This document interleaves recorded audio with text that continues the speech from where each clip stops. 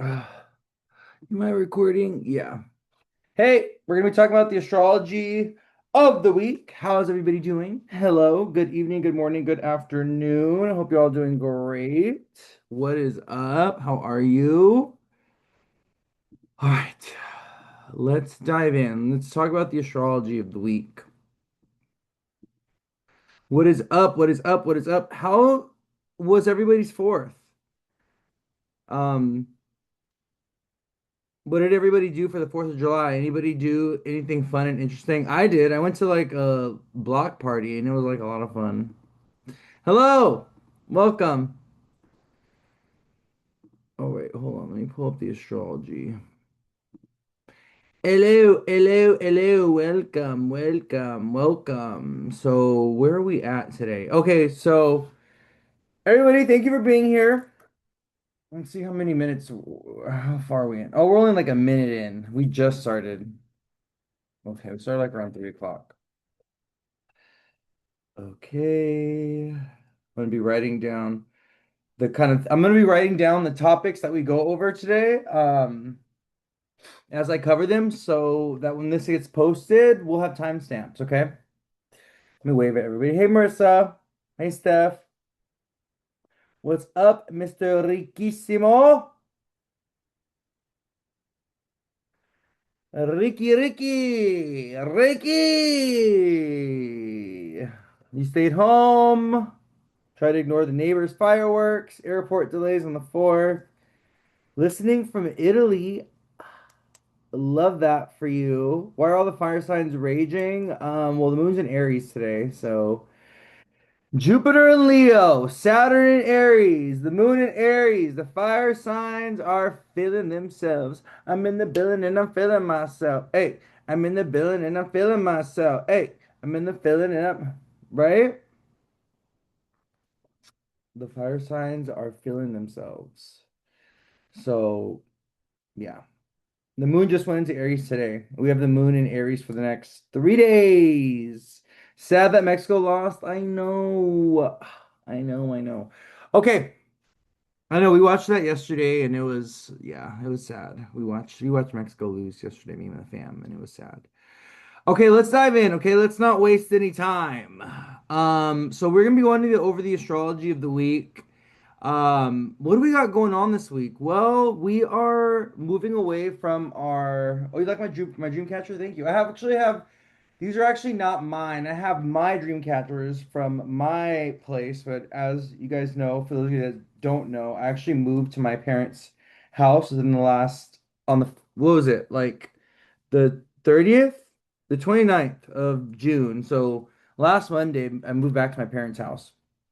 And so these are dream catchers that were already in my brother's room hanging on the wall, and I just put them in the sky because that's where they belong. They're supposed to be like hanging above you to do their job, right?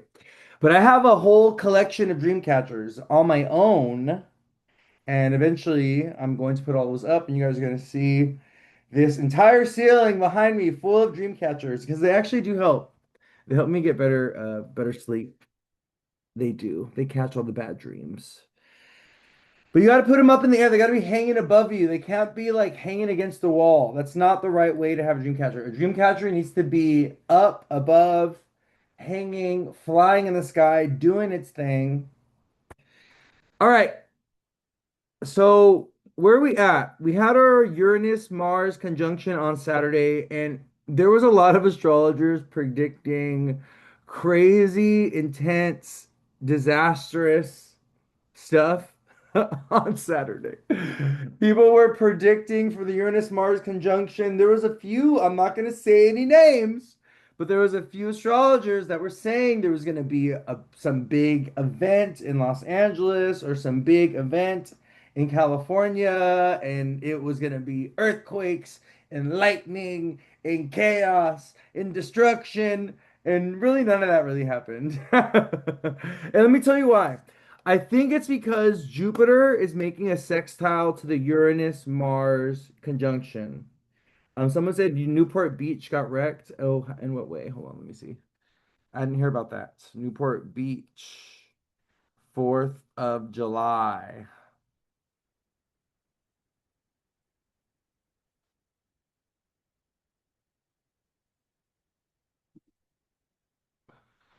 Oh, okay. So it looks like in Newport Beach, there was looting, there was illegal fireworks, there was 400 people, mostly young people, arrested within 36 hours. It was a not a Newport zero tolerance crackdown, tripling fines at designated safety zones.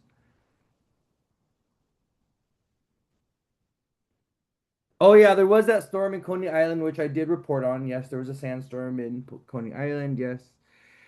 Um, so I guess yeah, we did have, but it wasn't like an epic, huge, intense news event that we were expecting, you know? That's what a lot of us were expecting. Like, you know, the last Uranus Mars conjunction 2 years ago was the whole thing with Donald Trump almost getting assassinated or something. That whole thing that happened, that was that 2 years ago.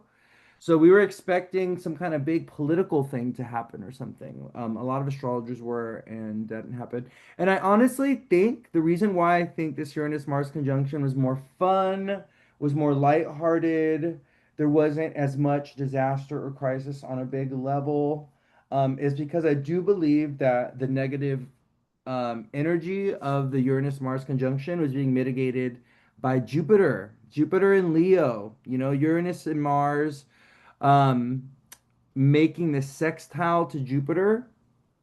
Uranus and Mars, well, mainly Mars. Mars and Jupiter have kind of been in the sextile formation for the last like week, 2 weeks.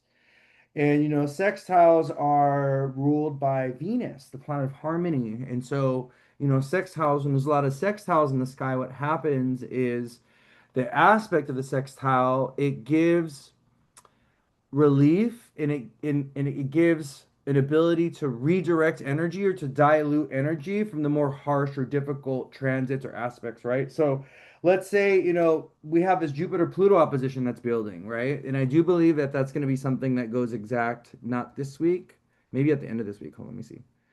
I think next week. Oh yeah, well Jupiter's kind of, oh okay, it's going to go exact actually around the end of the month, around July 20th. But because that Jupiter Pluto opposition is, there's pressure being offset because Jupiter is trining Neptune, Jupiter is sextiling Uranus, Pluto is trining Uranus, Pluto is sextiling Neptune. We have that barbell basket that a lot of folks have been talking about, right? Andreas Barbell, famous astrologer, French astrologer, who was really good at predicting mundane astrology. He actually predicted COVID and everything. He was an astrologer from the 1800s who passed away already, obviously, because he lived a long time ago. He predicted a lot of things, including like COVID, and he predicted that, you know, this particular astrological formation is going to indicate intense shifts and changes that are going to happen with the world, um, collectively, politically, society-wise, with leaders. I'm just going to get rid of this. I don't know why I have this here. It was like bothering me. So yeah, we have this kind of formation, you know, we're gonna have Jupiter, Uranus, Neptune, and Pluto in that, you know, in that sacred geological or sacred astrological formation. It's gonna be pretty, what is this? An isosceles triangle rectangle? A trapezoid? Anybody that got an A in astrology? Isosceles rectangle. Hold on. Isosceles. Anybody? Did anybody? Oh, it's not. Is it a trapezoid? What is that shape? I don't know. Anybody that did great in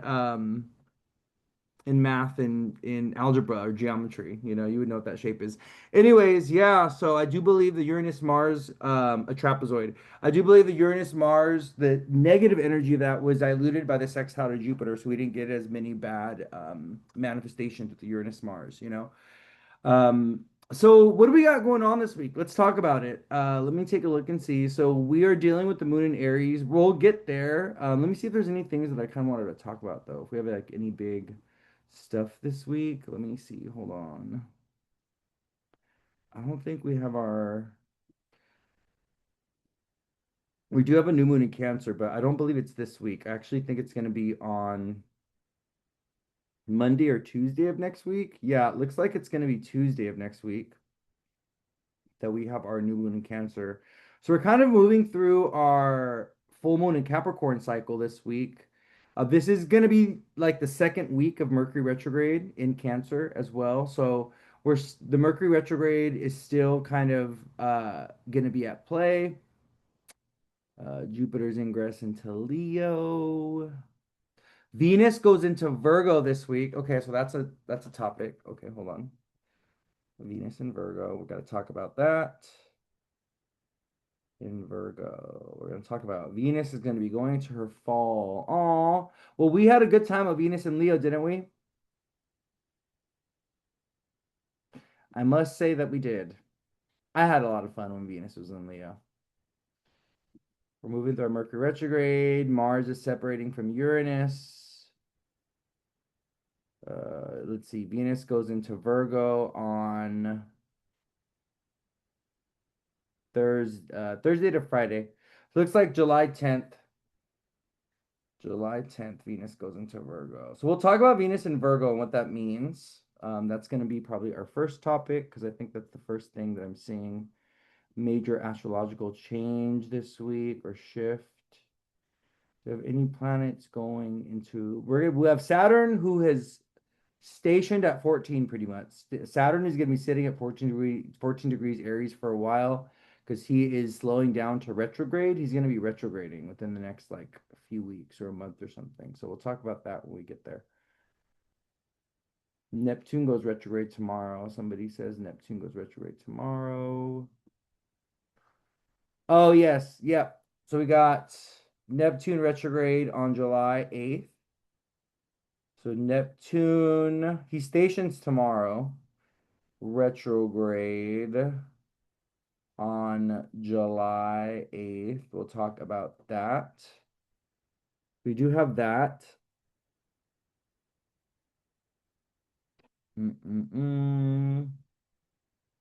Da da da da da da. I think that's it. I think that's it in terms of major planetary changes or transits for this week. Okay, cool. Okay. Mm-mm-mm.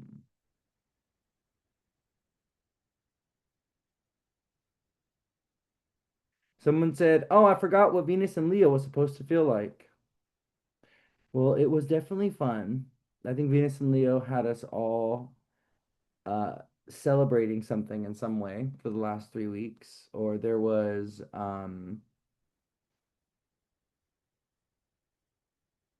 because Venus trine Saturn, so there was like also maybe with Venus and Leo last, yeah, end of June, Venus was separating from a trine with Saturn. So, the Venus Saturn trine, and then we also I'm looking at Sunday, June 28th. This is when Venus was in the middle degrees of Leo. We did see maybe, and this, maybe people can speak to this, those of you that have fire signs, you have fire rising, or you have, your sun, moon in a fire sign. The Saturn Venus trine is actually the Saturn Venus trine that happened between Aries and Venus, or Saturn and Aries and Venus and Leo, um, had a lot of people kind of like committing, long-term commitments and contracts and things like this. This was right at the end of June, right? So going into July 1st, in the month of July, this could have looked like people signing contracts and commitments, and things like this, as Venus was at the middle degrees of Leo trining Saturn. So now that we have Mercury retrograde in the sign of Cancer, so that's what I think I want to talk about. Let's kind of just do a Mercury retrograde check-in. Maybe that'll be the first topic. RX check-in. Um, that'll be the first topic that we talk about today. So let me do this. Let me write it down. Mercury RX check-in. I want to talk about a few positive things that we can get out of Mercury retrograde as well. So this will be at 3:16. Okay. So let's talk about, you like my astrology post? Thank you. Let's talk about Mercury retrograde in Cancer because I think this Mercury retrograde has been digging up a lot of stuff from the past for people. I think there's been a lot of emotions and a lot of grief coming up for people. I think this is good. This is a very important Mercury retrograde for cardinal signs. So if you're a Capricorn, Cancer, and Aries or Libra, especially if you have your Sun, Moon, or Rising there, this Mercury retrograde can be showing you where there's foundational things in your life that you kind of want to shift and change. Today, right now, at this very moment, we actually have the sun squaring Saturn. So the sun is about our focus point. The sun has a lot to do with the way that we show up in the world. It has a lot to do with our career, our ambitions. It has a lot to do with our forward direction. The sun has a lot to do with our sense of self, our identity, our character, the way that we see ourselves, self-perception, right? The sun is the planet of the ego. The sun is also the planet of fathers and leaders and bosses and stuff like this. So the sun is squaring Saturn and Aries exactly today. They're both at 14. And eventually, as the sun is moving forward, Mercury's going to go backwards, and Mercury's also going to come into a square with Saturn in Aries. And I'll actually tell you when that's going to happen. Um, let's see here. It's going to be It's gonna be May. Well, actually, they come really close. They come within 2 degrees of each other. And as Mercury goes direct, Saturn goes retrograde. So I'm looking at July. I'm looking at the end of July here. I'm looking at Mercury stationing to go direct on July 24th, and he's stationed to go direct on July 24th. So that's when we're coming to the end of our Mercury retrograde.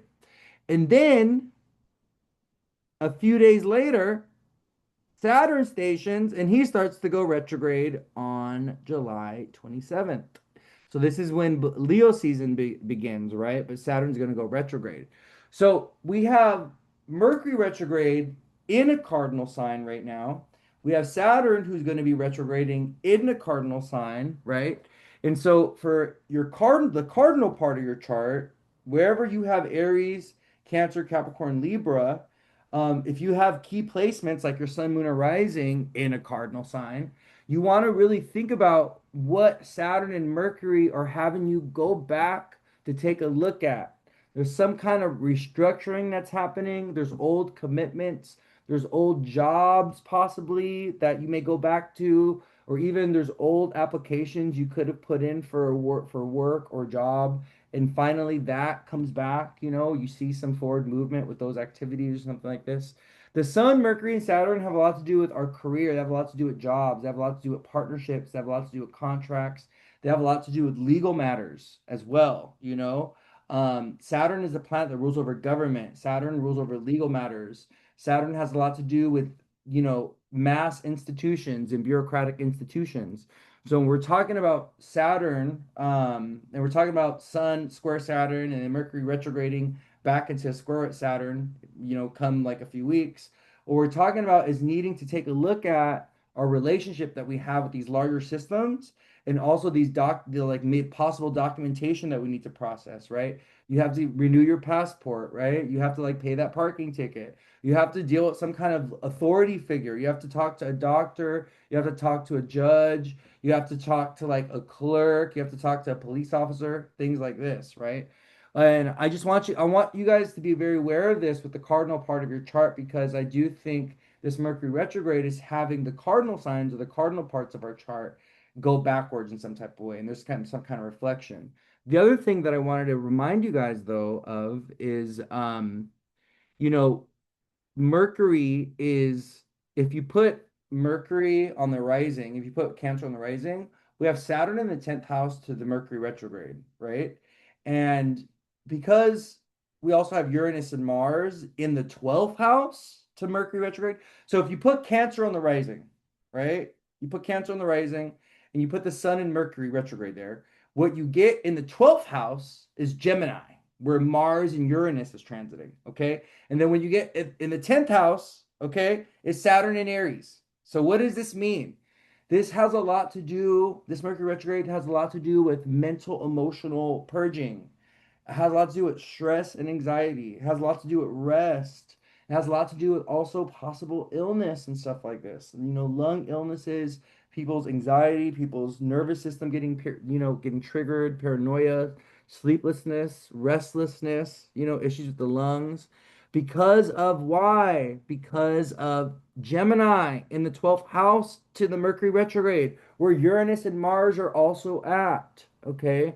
Another thing I want you guys to be mindful of with this Mercury retrograde, especially um, if you have cardinal stuff and you have a mixture of mutable signs, like your sun, moon, or rising are also, in a mutable sign. I want you to be mindful of difficult experiences with coworkers, with jobs, things like this, maybe even with siblings, extended family, stuff like this. And the reason being is because Mars is in Gemini. And I'm going to have we're going to do a whole thing on Mars and Gemini after I talk about this because wherever, oh, and I want to talk about Mars transits real quick, before as we're talking about this Mercury retrograde. Mars in Gemini is important for the Mercury retrograde because Mars is in the sign ruled by Mercury, right? So Gemini is ruled by planet Mercury. So whatever is happening with the Mercury retrograde, um, with whatever planets are in Virgo or Gemini are going to get pulled into the Mercury retrograde. So we have Venus going into Virgo this week, right? We have Venus going into Virgo on July 10th. And Mars is in Gemini, and both of these signs are mutable, and both of these signs are ruled by Mercury. So this kind of tells us that this Mercury retrograde, there is a conversation and there's energy that's being pulled in with the Mars and Gemini and the Venus and Virgo. And so, what I want you guys to be aware of with the 12th house energy of the Mars and Gemini is, issues or problems at the job or at the workplace, issues and problems with family members, health issues associated with lungs, the liver, your pancreas, hands, wrists, headaches, migraines, ENT stuff, ear, nose, throat issues as well. That's also, a point of tension. So Mars has a lot to do with illness and inflammation. Mars causes fevers. Mars brings infection and disease. Anybody know why Mars causes infection and disease? Okay, think about what signs Mars rules over. Okay, specifically one sign, right? Mars rules over Scorpio traditionally.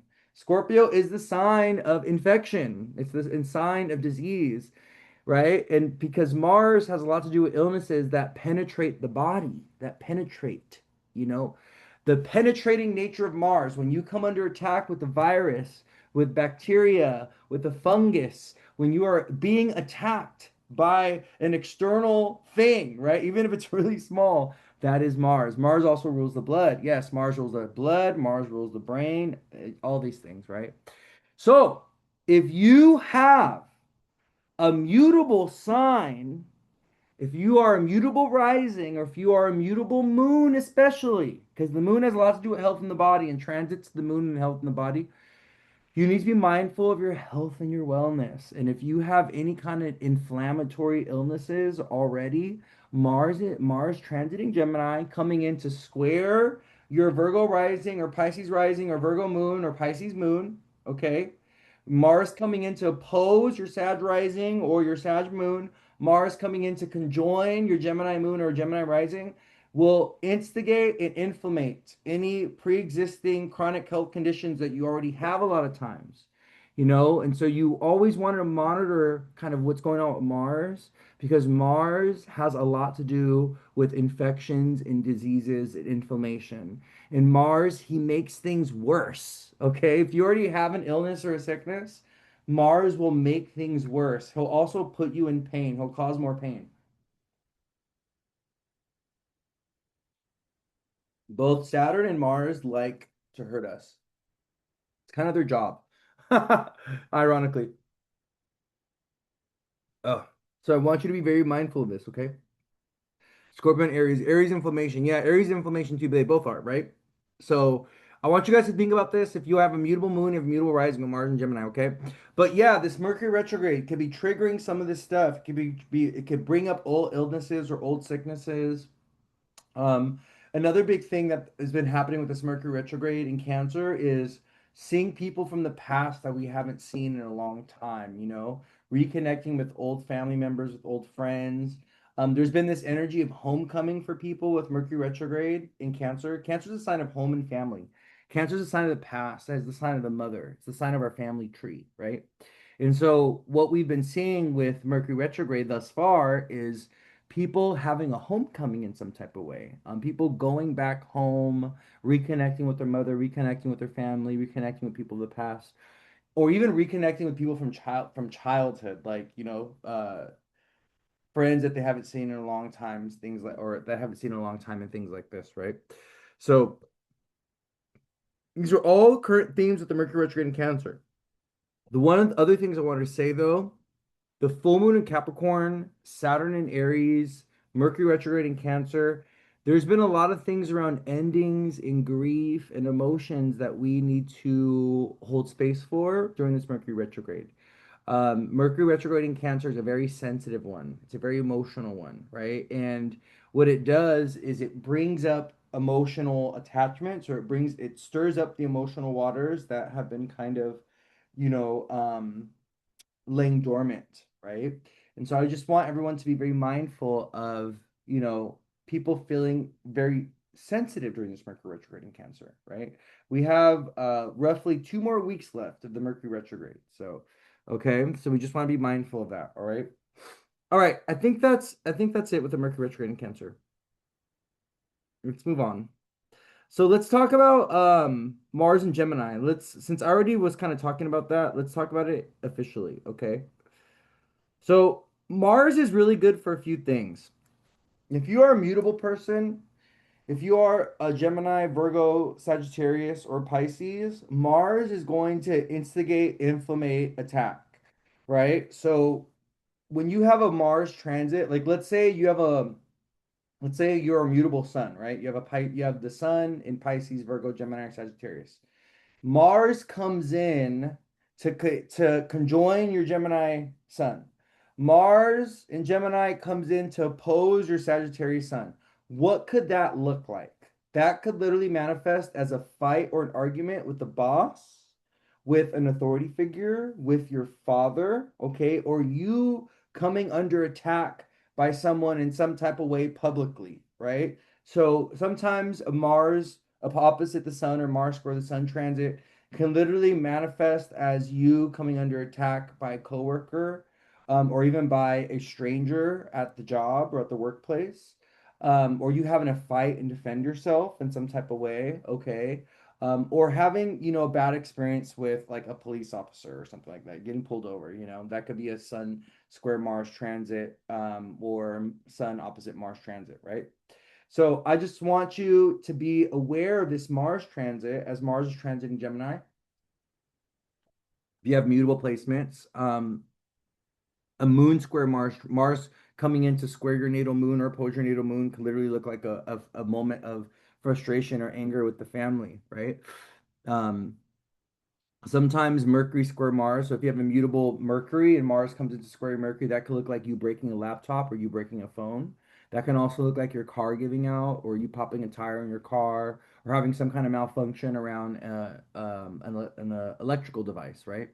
So Mars, what he does, he causes problems, he breaks things, he causes conflicts, right? The high vibration of Mars energy is putting his energy to work for you, though, right? So if you are mutable sun, moon, or rising, you want to take advantage of this Mars transit, Mars and Gemini, this would be a good time to start going back to the gym, to start working out. Mars loves that stuff. This will also be a good time to initiate or start something. We know that Mercury's retrograde, but if you want to initiate or start something associated with new routines, or let's say even you have an old routine or a project that you're already working on, or something that you need to finish, use the Mars and Gemini in combination with the Mercury retrograde energy to go back to that thing and finish that thing, right? So let's say you were like working on, you're working on a social media thing, right? Or you're working on a written thing that you needed to finish, and you are like, you just abandoned it for whatever reason, and you forgot about it. But now the Mercury retrograde is giving you time to go back to finish it. Go back to finish that thing, right? That's really good. Oh my God, Mars and Gemini will oppose my Chiron and Pluto. Yeah, see? So Mars opposite Chiron and Pluto can definitely bring up some drama. And it's not guaranteed to manifest, right? But it's just always nice to be aware of those transits to so that, let's say you do encounter a moment of like attack or frustration, or let's say, you have a difficult moment with a client or with a friend or with a family member, and you go look at the chart and you see Mars going to work. It's like, okay, well, that makes sense. This is just Mars doing his thing, right? Like, so just be mindful of that with Mars in Gemini, okay? Let me see. I think that was around 328. Mars, when he enters the 10th house, 6th house, and second house, Mars can actually be really good for work and career. So if you are what rising sign would that be? If you're an earth sign, yeah. If you're an earth sign rising, Capricorn, Taurus, or Virgo rising, Mars is transiting houses 2, 6, and 10. Mars actually does really well in the sixth house and the 10th house. Oh, my client just let me know that her lease was approved. I told her that she was going to go ahead and find a place around July 1st. And I told her that she would be moving and that she would get a place that she really liked within the first like week or two of July. She literally just texted me to let me know that her lease was approved. And that she actually texted me a few days ago on the second, I think it was the second, she texted me that she found the place that she really liked and she put an application in. So beautiful. Astrology is so powerful, right? It really is, But anyways, what I wanted to say is if you're an earth sign rising, you have Mars transiting your second, sixth, or 10th house. This can be really good for starting a job and finding a job. This can also be really good for money or money making opportunities. It could also be really good for promotion. It's also really interesting, which is something that Vedic astrology talks about, which Western astrology doesn't talk about. Mars has a lot to do with with real estate and home and our living situation as well, just as much as the moon. And people who have a strong Mars, they can get into real estate development, property development, things like this. Um, and it's because Mars has directional strength in the 10th, but it opposes the fourth. So, a good Mars transit could also be about relocation and moving, you know? Virgo rising, yeah. I was saying Mars going through the second, sixth, and 10th houses is like some of the best transits. Also, Mars going through the first, fifth, or ninth could be really good as well, especially if you have like a court battle. So if you are an air sign rising, you're a Gemini, Aquarius, or Libra rising, Mars going through houses 1, 5, and 9 could be really positive if you are finding yourself in a situation where you have to go to court, where you have to deal with a judge or a lawyer, or where you have to advocate for your kids. One of the things you always want to remember when Mars transits the fifth house is if you do have children, Mars can have your kids come under attack when he transits your fifth house, right? So that would be for Aquarius rising or Aquarius moons. If you do have kids, Mars and Gemini in the fifth could literally be your kids dealing with a situation where they're getting bullied or they get hurt. They scrape their knees, they get hurt doing a sport. Uh, you know, Aquarius and Leo rising, they have kids that Aquarius, Leo rising, Aquarius moon, Leo moon, they have kids that end up doing sports and athletics and they get into gymnastics. Hey Sonia, I just got your good news.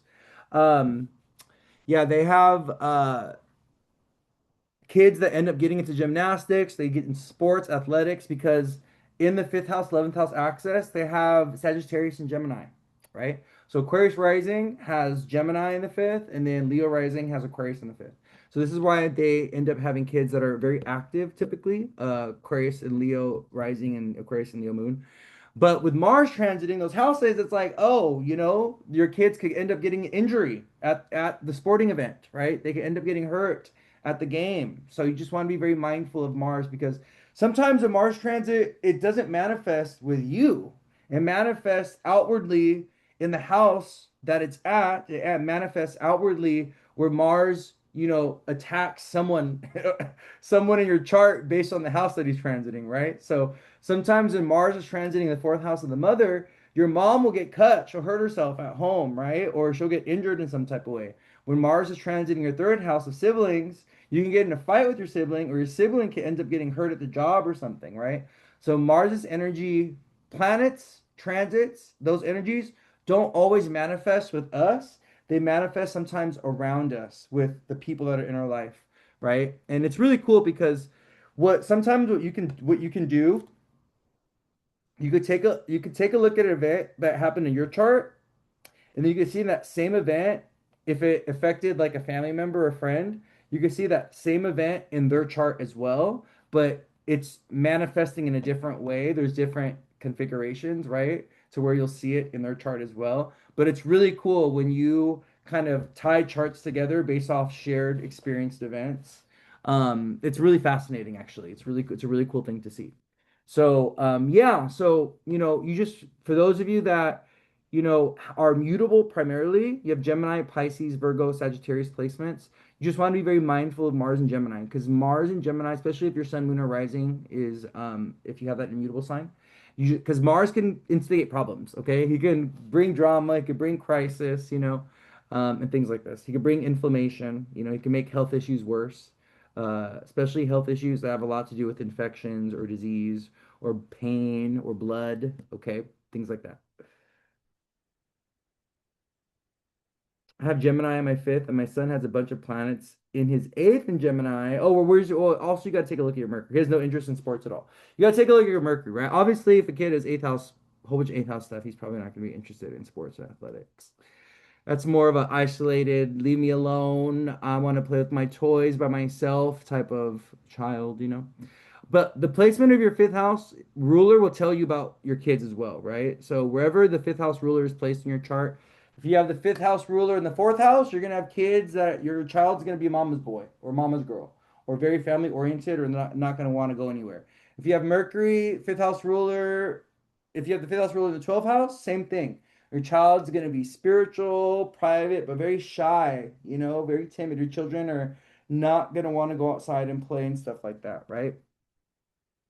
So yeah, so the placement of your fifth house ruler will tell you a lot about your kids as well, right? And the fifth house is also particularly your firstborn child. So all right, let's keep going. I'm not trying to be here all day. I love you guys, but I'm not trying to be here all day. So that was Mars and Gemini. That was my two piece on Mars transit in Gemini. Okay, the next thing that we're going to talk about is Venus and Virgo. Venus in Virgo, Venus in a mutable sign. So when Venus ingresses into Virgo, which is going to be on July 10th, and she's going to be there for roughly 3 weeks, she's going to conjoin the South Node. And what I will say is Venus in Virgo can bring some relationship shifts and can bring some unfolding of karmic relational events because especially this week as she moves towards the South Node, because the South Node is the position of surrender, it's a position of loss, it's associated with karmic, fated, destined events. It releases energy, right? So I love to describe the South Node as the celestial black hole, the celestial poop chute. Okay. It's where energy gets funneled out. It's the cosmic portal of energy that gets funneled out. Wherever you have the South Node in your chart, whatever house it is in, that is one of the weakest points of your chart. Okay. It's one of the most materially detached points of your chart. Wherever you have the South Node is where you have past life karma. Wherever you have the South Node in your chart is where you're going to experience loss, is where you're going to experience mystery, is where you're going to experience deception and betrayal. It's also where it's your blind spot as well. So the South Node, you're blind to it. You cannot see it. It is headless, it is faceless, which is true. The South Node in Vedic astrology is known as the demon's tail or the dragon's tail. So it's known to be associated with unconscious behavior. So, when people cannot kick an addiction, when they feel like they're haunted, like there's a behavior that they have that they feel like haunts them and they can't overcome it, or even like the things that you're doing when you're like when you black out and that person that you become when you black out, okay, that's all the South Node. That's all the South Node. The South Node has a lot to do with unconscious states similar to Pisces in the 12th house, okay? Neptune, the south node, the sign of Pisces and the 12th house have a lot in common. They have a lot in common, okay? But the south node has a lot to do with addiction. It's the celestial point of self-destruction and self-undoing, okay? The south node is similar to the 12th, and when you are caught up in the south node and your south nodian behaviors, you will experience losses. You'll experience illness. The south node also has a lot to do with illness and disease, unfortunately. The south node is associated with cancer as well. So when we are stuck in South Nodian behaviors, when we're doing South Nodian things in our own chart, we experience loss, tragedy, illness, sickness, But also, okay, the positive side of the South Node is spiritual enlightenment, activation of psychic and spiritual gifts. Those that have planets on the South Node, even though, I literally did a reading one time where I had a client who had an ex who had the moon conjunct the South Node, and by the time this person was 18, everybody in their family member or everybody in their family they had lost. The moon is our family, right? And so the moon over this, when you have natal moon on the South Node, that could literally be the loss of the mother, the loss of the family. By the time you get to 18, which is when you have your nodal return, your first nodal return, and the eclipses hit you. That's why 18 is an intense time. Like 17, 18, and 19 years old, that time tends to be very chaotic for a lot of people. Okay, and there tends to be a lot of karmic fated things that happen around that age, 17, 18, 19, because that's when we are going through our first eclipse cycle. That's when we are getting hit by our nodal return, and that's when the south node gets activated. So you'll know, so people have, there's a lot of tragedy that happens around 17, 18, 19, and then again around 26, 27, 28, because then that's our reverse nodal return, right? And that's also when we start our Saturn return. So that's why the ages of 27, 28, 29, like that period is so tough on a lot of people. It's when they get brought to their knees. It's when, reality smacks them in the face. It's when they realize, wait a minute, I'm not in my 20s anymore. I have to wake up and I have to I have to grow up and I have to start being responsible, right? That's like 27, 28, 29. The combination of the eclipses hitting you and you starting your Saturn return, right? So, yeah, so with Venus going into Virgo, conjoining the South Node in Virgo, okay, we have to think about what is Venus about? What does Venus rule over? Venus rules over love, relationships. Venus rules over the law and legal matters. Venus also rules over women, okay? Venus is the planet associated with women, okay? Venus in Virgo is domestic work or service workers, people that heal you, doctors, nurses, that's Virgo. Your maid, the people that help you out at the store, the people that bring out your groceries to your car, the people that help you, whoever's helping you, whoever's providing a service, that is Virgo, right? So with Venus in the South Node in Virgo, if you are a service worker, you just want to be mindful of like loss or deception. You want to be mindful of clients that could try to take advantage of you, stuff like this, right? But with Venus conjoining the South Node, we may see some popular women passing. So there may be some famous people or some popular women later on this week. Or actually, I don't think later on. Oh, yeah, later on this week. Yeah, July 10th is when Venus goes into, yeah, so Friday. So when Friday comes, on Friday, going into the weekend, as Venus conjoins the South Node, we may see a big celebrity. We may see a woman pass away. Okay. Um, she may have Virgo Pisces placements. She could be a movie star or an actress because of the axis of Virgo Pisces. Okay. This transit, yes, it could indicate job losses. Yes, yes, yes, yes, yes, yes, yes. This definitely can indicate a job loss. If you have Virgo in houses 2, 6, or 10 or 12, then Venus with the South Node going through that sign could literally be a job loss. It really can. Also, if you work in beauty, if you work in fashion, if you work in hair, if you have a business partnership, if you're doing any kind of Venusian job, you're doing sales, okay, you're doing marketing. Venus has a lot to do with sales and marketing. You work in law, stuff like that. Venus conjoining the South Node can be about job loss. I do think we're going to see more announcements of big places closing, possibly like beauty, health industry. We might see hospitals closing, we might see health insurance, health companies being sold or bought out with Venus conjoining the South Node in Virgo. We might see,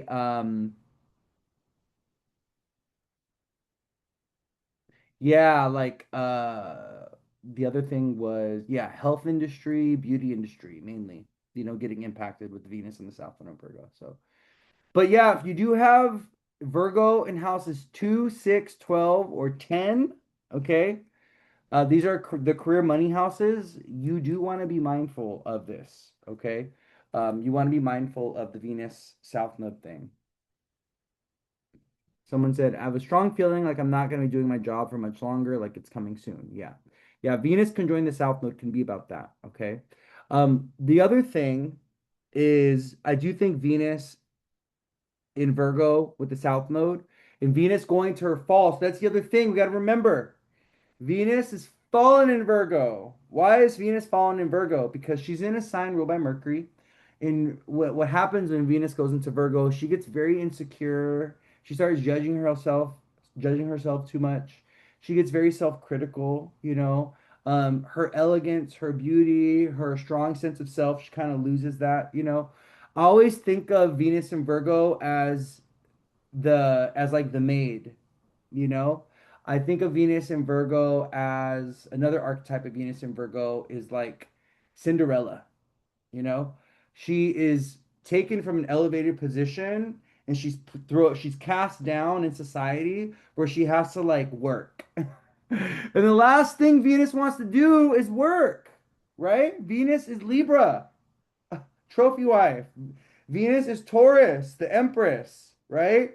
She's not trying to have a job and work, okay? Venus and Virgo, right? And what's so interesting about Venus and Virgo, a lot of famous women that have this, they do come under attack a lot. They tend to have a more difficult time with their public image or public reputation. They tend to get criticized and judged more in the public eye. We know a lot of women, celebrities that have Venus and Virgo. Can anybody name any female celebrities that you know that have Venus and Virgo that have dealt with scrutiny in the public eye, or they've been judged unfairly, or they've been ridiculed? But they're also really hardworking because that's the beauty of Venus and Virgo is it gives people a really good work ethic, and it makes them very, very productive, and it's also really good for health. Venus and Virgo is good for any kind of work in the health industry. Kylie Jenner, yes, Kylie Jenner. Kim Kardashian, yes, is another one. Also, Princess Megan. She has Venus in Virgo, another one where she gets treated very unfairly by the media and by the press, and she's always coming under attack. She has Venus in Virgo as well. So yeah, Kim Kardashian, Princess Megan, wife of Henry. Okay, I think that's his name, right? Um, Kylie Jenner, yes, that's another one. There was someone else. Oh, Martha Stewart. Martha Stewart is another one. And what's so interesting is you'll see that women that it's like Martha Stewart, she's a Scorpio rising, but she has Venus in Virgo in her 11th house. And what's so funny about her Venus in Virgo is she is a perfectionist. She's really hard to work for because she's very critical and she's very controlling and she wants things to go her way. And she also made money doing domestic work, right? If you think about Martha Stewart's brand, it was built on the image of everything being clean and everything being perfect and having like everything being like presentable and but domestic work, cooking, cleaning, you know, also do it yourself projects. Virgo is DIY, do it yourself, right? So Martha was like, here, was teaching all the women of the US how to be women, how to be moms, how to be wives, and how to keep themselves busy at home. That's why Martha Stewart did so well. in the 80s and stuff like this, right? Because she was literally kind of she became this like cultural icon around this is how to be a housewife. This is how to be a good stay-at-home mom, right? This is how to stay busy throughout the day as a woman. Would and do things yourself. Oh, cook this yourself, make this yourself, clean this. Oh, you want to do a little like, centerpiece for Christmas or for what? Here, Martha was like, let's do it together. Let's build it together. That's Virgo, right? Virgo is a sign of utility. Virgo is a sign of DIY. Let's fix it. Let's heal it. Let's perfect it. Let's improve it. Let's make it better, right? Virgo is a very active sign. And so, but the unfortunate thing with Venus and Virgo is because she's fallen there, she doesn't get the respect, you know? She doesn't get the fairness. Like she doesn't get like she gets criticized, like she comes under attack, right? Like people don't treat her fairly. She's undervalued and underappreciated. And we see this a lot with women that have Venus and Virgo and how they show up in relationships. Virgo rising women, Virgo moon women, and Virgo Venus women. We see this a lot in how they show up in relationships where they're always overcompensating, they're fixing, they can struggle with their own self-worth and self-esteem, their own self-worth and their own self-esteem in relationships. So what do they end up doing? They date down, right? They end up with people that are not really at their level, right? Um, that sounds similar to Venus in the sixth. Yeah, it's the same thing, almost. hmm It's the same thing with Venus in the sixth. Venus in Virgo is similar to Venus in the sixth, right? Because sixth house is Virgo energy. The sixth house is the house traditionally owned by Virgo, right? So Venus and Virgo, Venus in the sixth, the same energy, right? It's this feeling of needing to overcompensate, overperform, overdo when it comes to our own worth and our value. Like inherently, we don't feel enough, right? When Venus is in Virgo, Venus is in the sixth. So we feel like we got to overdo and overperform and overcompensate, right? To establish our worth or establish our value. That's how it is. But Venus in Virgo is a very service-oriented placement, right? When people have that, their love language is what can you do for me? You know what I mean? What can you build for me? What do you want me to fix for you? What do you want me to put together for you? What do you want me to heal, help you heal, right? That's Venus and Virgo. Also, what herb do you need, right? What do you want me to cook you? What herb do you need? What do you need me to clean, right? That's Venus and Virgo. Oh, I'll go ahead and I'll clean the garage out for you because I love you. I'll go ahead and clean the bathroom for you because I love you. Oh, I'll go ahead and organize this pantry for you, right? I'll clean up and organize your pantry because I love you. That's Venus and Virgo, right? So, yeah, definitely Venus and Virgo has more to do with action, has more to do with the love language is about deeds and acts of service more than anything. Virgo is not Leo. Leo is show me, tell me you love me, right? Show me you love me, tell me you love me. Venus and Leo is like, show me off, right? Take me to the party. I want to dress up and look good and like show me off, right? At the party, show me off in public. That's Venus and Leo, right? Venus and Virgo is humble. It does not want to be seen in that type of way. Venus and Virgo is a little bit more shy. It's a more timid, it's a more reserved place for Venus, right?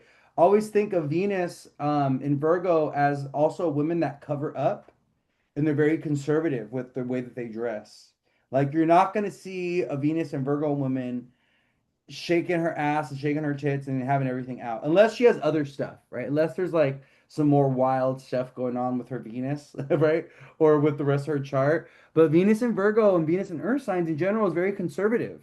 It's reserved beauty, It's refined, simple, elegant beauty, right? So I always think of Venus and Virgo as women that don't wear makeup. They go natural, all natural, right? And then they start talking to you about the damaging effects of makeup on your skin over a long period of time. So, Venus and Virgo is not concerned with getting dolled up and making themselves up in that way, but they're concerned with their skincare. I guarantee you, Venus and Virgo has a daily skincare. They have a night routine and a morning routine for their skincare. Okay. They're not going to be putting chemicals and stuff on their skin though. They're not going to be putting stuff on their skin that is not natural, that is like harmful or bad for the skin, right? That's Venus and Virgo. Venus and Virgo is all about the details. And so they're going to look at the ingredients, right, in the makeup to make sure that the ingredients are non-toxic, right, or not synthetic, right?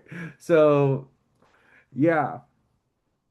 I have Scorpio and Pluto and Lilith in the first house. Well, that makes you a little, yeah, no, oh, that makes you a little sexy. I know what I mean?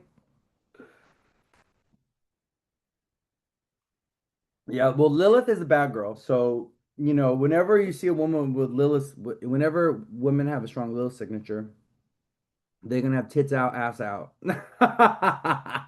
Lilith is the seductress. She is the dominatrix. Lilith is the pole dancer. Lilith, she works the boudoir, she is like I always think of like the pinup girls with Lilith. I think of the pinup girls and I think of the girls that dress up in lace and they do like all the like sexy dance and stuff like that. That's Lilith. Lilith is the taboo, the mistress, the other women. That's Lilith.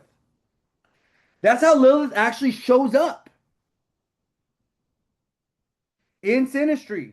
Lilith shows up in Sinistry, where that you and that person are cheating.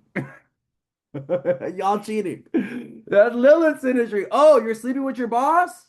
Oh, that's Lilith's Sinistry. Oh, you and your coworker are like doing your thing? Okay, like that's Lilith. Okay? Lilith loves taboo. She loves to do the bad thing. She loves risky relationships, risky sex. That's Lilith. People don't know about Lilith. Okay, go ask every other astrologer about Lilith. They're going to tell you, oh, Lilith is the divine feminine, and she's the sacred feminine, and she's the wild woman within. Yes, she is, but she's the hoe as well. Lilith, she, right, is reclaiming divine feminine power. And she does it in a way where she commands over men. She has men bow down to her. Like I'm gonna step on your balls with these heels. Sorry, excuse my language, but that's Lilith. Lilith is like, I want to punish a man, right? The other thing though that's really hard about Lilith is Lilith becomes a target of violence with men as well, right? So the karma with Lilith is Lilith tends to drive men crazy. And we see a lot of Lilith women, they are targets. They become targets. They become victims to men's obsessive compulsive sexual desires or men's extreme sexual desires, right? So, when you actually understand Lilith in the chart, when people have a strong Lilith signature, we're going to go a little dark here. We're going to get a little deep here real quick. We're not going to be here too long because we are talking about Venus and Virgo, and this is still good part of Venus and Virgo a little bit because Virgo has a lot to do with sex work as well. This is one of the things that, we have to understand about Virgo because the sixth house opposes the 12th house, right? And Virgo also sextiles the eighth house. Okay. Virgo in the sixth house has a lot to do with sex work as well. And you will see a lot of people that have an active 12th house or sixth house, or they have Virgo placements or even sometimes Pisces placements. You will see them doing sex work. It's paid labor, and they say that the first job ever, the first employment, the first thing that were paying for was what? Sex. Was sex. That was the first thing. The first job, right? The oldest profession they say is prostitution. So if we think about that, right? Like we think about this kind of connection between Virgo and Lilith, I think what Lilith and Virgo have in common is this kind of like service to humanity or sexual service, right? But also I think becoming a victim, a sexual victim in some type of way, or becoming a victim to other people's desires. And this is one of the things that we see with um, Lilith, especially, or women that have a weak Venus. They do get betrayed, they get taken advantage of, they can become victims. And Lilith has a lot to do. I'm going to be, censor warning. with this topic, but I'm gonna be very honest with you guys. Lilith has a lot to do with rape, and she has a lot to do with molestation, and she has a lot to do with weird stuff that happens to people, and because Lilith has everything to do with shame, right? Lilith has everything to do with shame. I don't know if anybody read the book The Scarlet Letter in high school, but the Scarlet Letter, right, is literally about a woman that gets branded as a Lilith. And she has to wear a scarlet letter and she gets ostracized and she gets shamed and she gets ridiculed, right? That's Lilith, right? Lilith is you are shamed by society. And a lot of women that have Lilith experiences, they are ashamed to come out and tell people about what happened to them because people will start attacking them or believe or not believe them or will blame them for what happened to them. Oh, well, you shouldn't have been wearing your tits out. Oh, you shouldn't have been wearing a skirt that short. Maybe that wouldn't have happened to you. We all know those court cases, right? That where women were blamed for their own stuff. They were blamed for getting raped or they were blamed for being sexual assaulted because they were wearing X, Y, and Z. Their pants happened to be too tight or something, right? So it's like what happens is, Lilith rarely gets the justice that she deserves.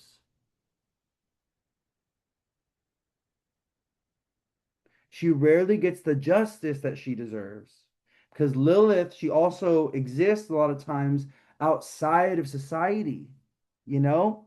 I think about if you even think about the women that refuse to marry and they stay single, the women that, they're like, oh no, fuck this, I don't want to be with the man, right? You even think of going back in time to where, by a certain age in certain societies, in Chinese culture, also in, Victorian times, if you were a woman that decided not to marry and you weren't married by the age of like, 20, 25, you were get shamed and ridiculed by society. Like you were considered a shame to the family. You weren't allowed to go outside. You weren't allowed to be seen. Like all these weird stuff. That's also Lilith because Lilith rebels against societal expectations when it comes to the status quo and when it comes to what's expected of women. So a lot of times, like being a spinster, yes, women, right? Lilith women, they exist outside of the social paradigm of what it means to be culturally accepted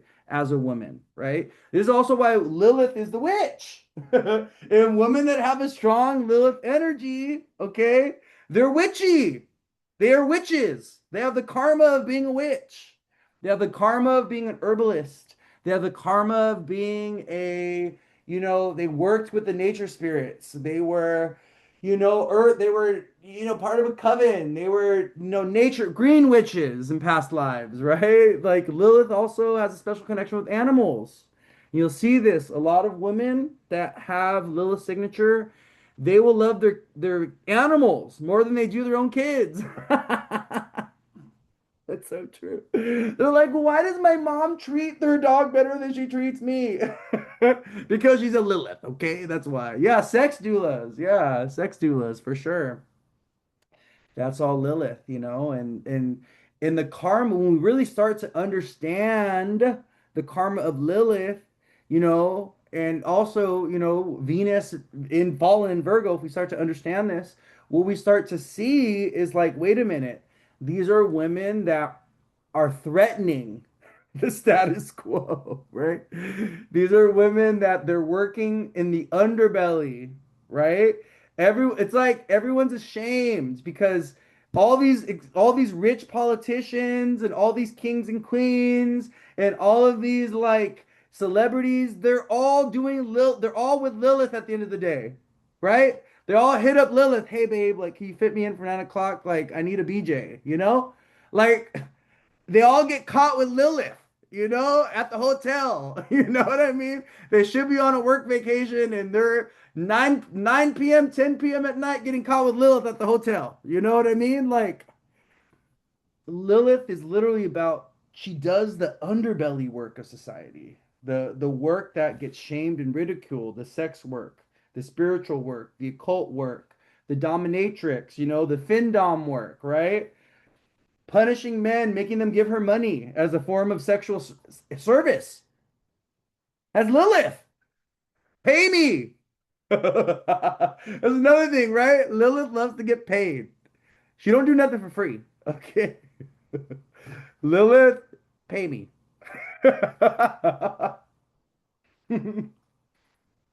You guys, I don't know if you guys know what Black Moon Lilith looks like, but I'm going to show you guys really quick, okay?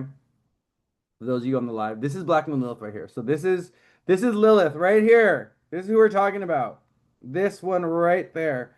That black moon with the little plus sign. If you have black moon Lilith on your ascendant, on your sun or moon, you have her on your IC, right? You are a Lilith person. Okay, you have Lilith on conjunct your Venus. You're a Lilith person. Let's see what's on the rising right now. Why am I talking about Lilith? Let's see where she's at. She might be like prominent in the sky right now. This is why I'm talking about her. We're talking about Venus and Virgo still, but the reason why I started talking about Lilith is because Venus and Virgo can have a lot of, oh, we have Scorpio at 22 degrees. Oh, we have Lilith at 22 degrees. Oh, that makes sense. Yeah. Look at the astrology. It's astrologing. So the rising's at 22 degrees Scorpio and Lilith is at 22 degrees Sag right now. So that makes a lot of sense why we're talking about Lilith. You know why she was like, baby, talk about me. Speak up on it. She said, talk about me. And the South Node is also on the MC in the 10th house, which is funny because we were talking about the South Node in Venus. So, all right, let's reel it back. Let's get back to talking about Venus and Virgo. So Venus and Virgo can be good. Oh, so the reason why I started talking about Lilith, I think, is because I was talking about Venus in the South Node. So when Venus ingresses into Virgo, she's going to conjoin the South Node, and that's going to bring up karmic fated events associated with Venus. So legal issues, health issues possibly with the kidneys, maybe digestive issues, losses of jobs associated with health and beauty, releasing of relationships, ending of relationships, divine karmic experiences associated with connections and relationships, especially if you're a mutable sign, if you have Venus, if you have Pisces, Virgo, Gemini, Sagittarius in your big three, or especially if it's on your rising. If you do have Venus in a mutable sign or you have the moon in a mutable sign, this can also be a very karmic transit for you associated with love. One of the things I will say with Venus going through the sign of Virgo, um, for those of us that have been tied, our love narratives, or we've been going through things of us mutable signs tied to the eclipses in Pisces and Virgo. So the eclipses have been going through Pisces and Virgo since the beginning of 2025. The South Node and the North Node are at 2 degrees. They're about to wrap up in Pisces and Virgo.